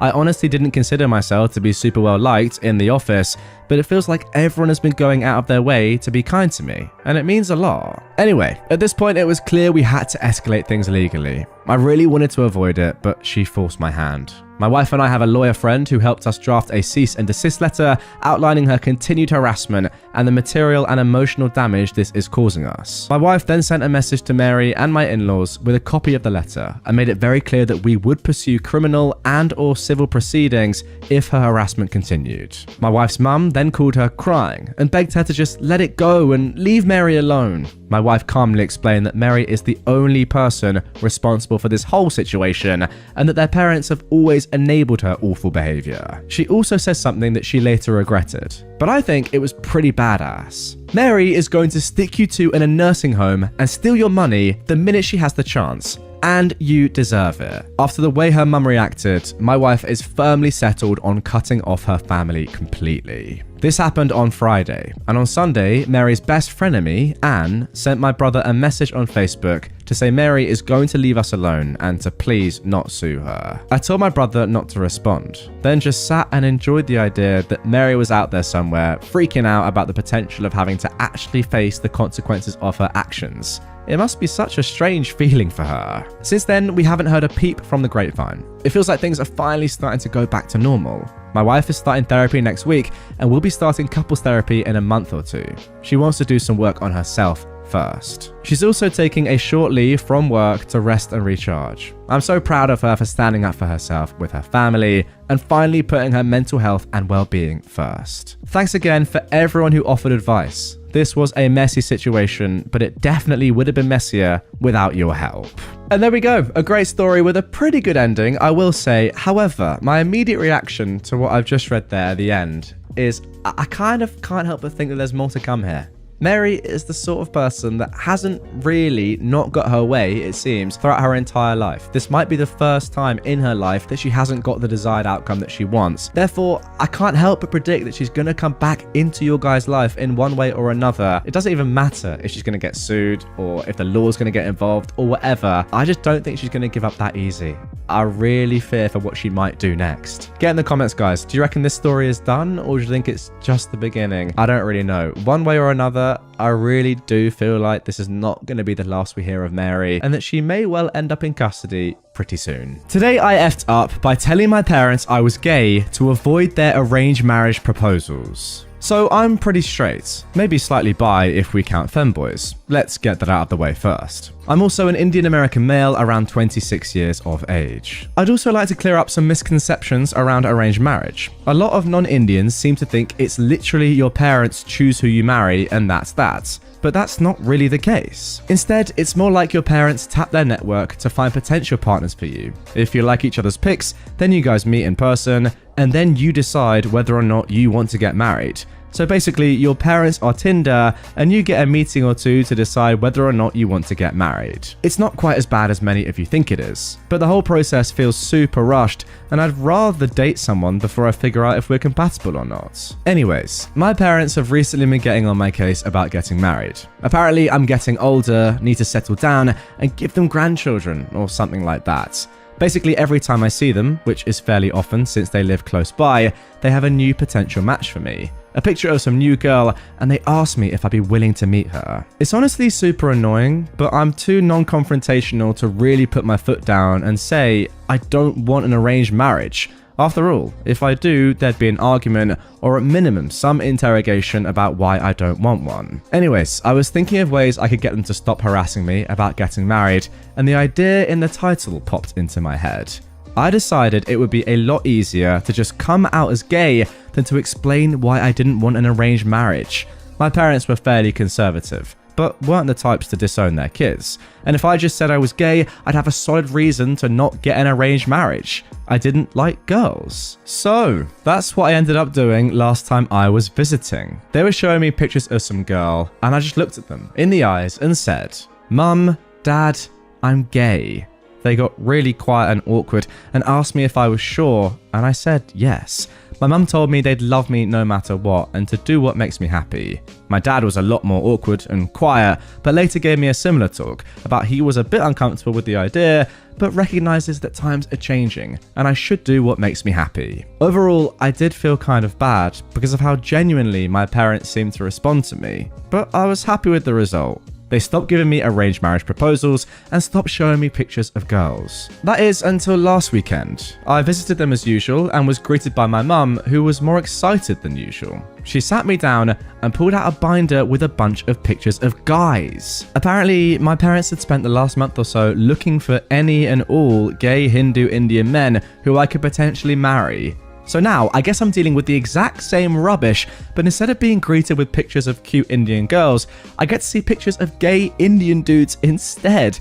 F my life. At this point, the plan is to either find a girlfriend and tell my parents that she totally turned me straight, or maybe marry a twink or something. I don't know. Well, good thing is, there's an update coming right up, and let's see exactly how that plan goes and just what OP decided to do. This was posted just 3 weeks later. I read all the comments on the original post, from the people telling me to just tell my parents, questioning whether or not I was really straight, laughing at the admittedly fairly funny situation I got myself into, and a couple of people who were straight up mean. At the end of the day though, posting here probably gave me the final push to do something. The weekend after I'd made the post, I visited my parents as always and resolved myself to tell them the truth. However, when I got there, my mum, as always, pushed the binder into my hands and I kinda lost my resolve to tell her.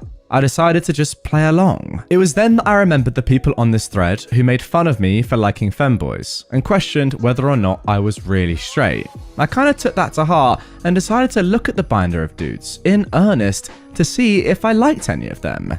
To be honest, I'm really glad I did. Most of the dudes were unattractive as expected, but I found a dude on there who I legitimately think is cuter and more feminine than the vast majority of girls I've seen. I told my mum I liked him, and she kinda joked around asking me what the point of being gay is when I wanted a dude who looked like a girl anyways. She talked to his parents, we had a meeting set up over Zoom, and overall, it went really well. Me and him have a bunch of common interests. We're both massive weebs and history nerds, and he also disclosed that he apparently cross-dressed in private, which only made me like him more. In the end though, we both decided we didn't want to rush into marriage and wanted to do a dating trial run of sorts. I told my parents, and they were fine with it.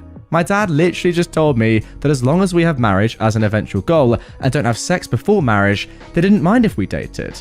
Guys, literally, this whole thing could have been avoided, though I'm kind of glad that it wasn't. Luckily, he lived in the same state as me, but he was still a 3 to 4 hour drive away. So mostly we've just had Discord calls and spent time together gaming for the past few weeks. This Saturday though, we finally managed to meet up in person and have a date. And honestly, I think I'm kinda in love. The dude's cuter than any girl I've ever met, but unlike most girls, he's actually into the same things as I am. Anyways, we ended up having a great day out on Saturday, and I ended up staying at his place over the weekend. Though, surprisingly, I kept my promise to my dad and somehow avoided having sex. Anyways, yeah, I'm now back home and extremely happy with my decision to lie to my parents. Then again, is it really lying if it turned out to be true? I really do like him and will probably ask him to marry me a couple of months from now if nothing goes wrong. What a story. I can't believe what I've just read. Now guys, when I say in the intro that this is my favorite subreddit because of the variety, this is what I mean. Like, what have I just read? I can't quite believe the outcome of the story. If anything, it is rather beautiful. I will just say that. Mesmeric, very unexpected and pretty incredible. I mean, if this is not an advert for arranged marriages, then I don't know what is. Can I have one, please? Maybe not to a femboy, but amazing stuff nonetheless. I just can't quite believe how one thing led to another and ended up in you genuinely falling in love with someone that you didn't even think you could possibly be attracted to in the first place because of their gender. Like, what are the chances of that? Insane. And the beauty of it is that your parents are none the wiser. They think you're being serious the entire time, and maybe in your hearts you were.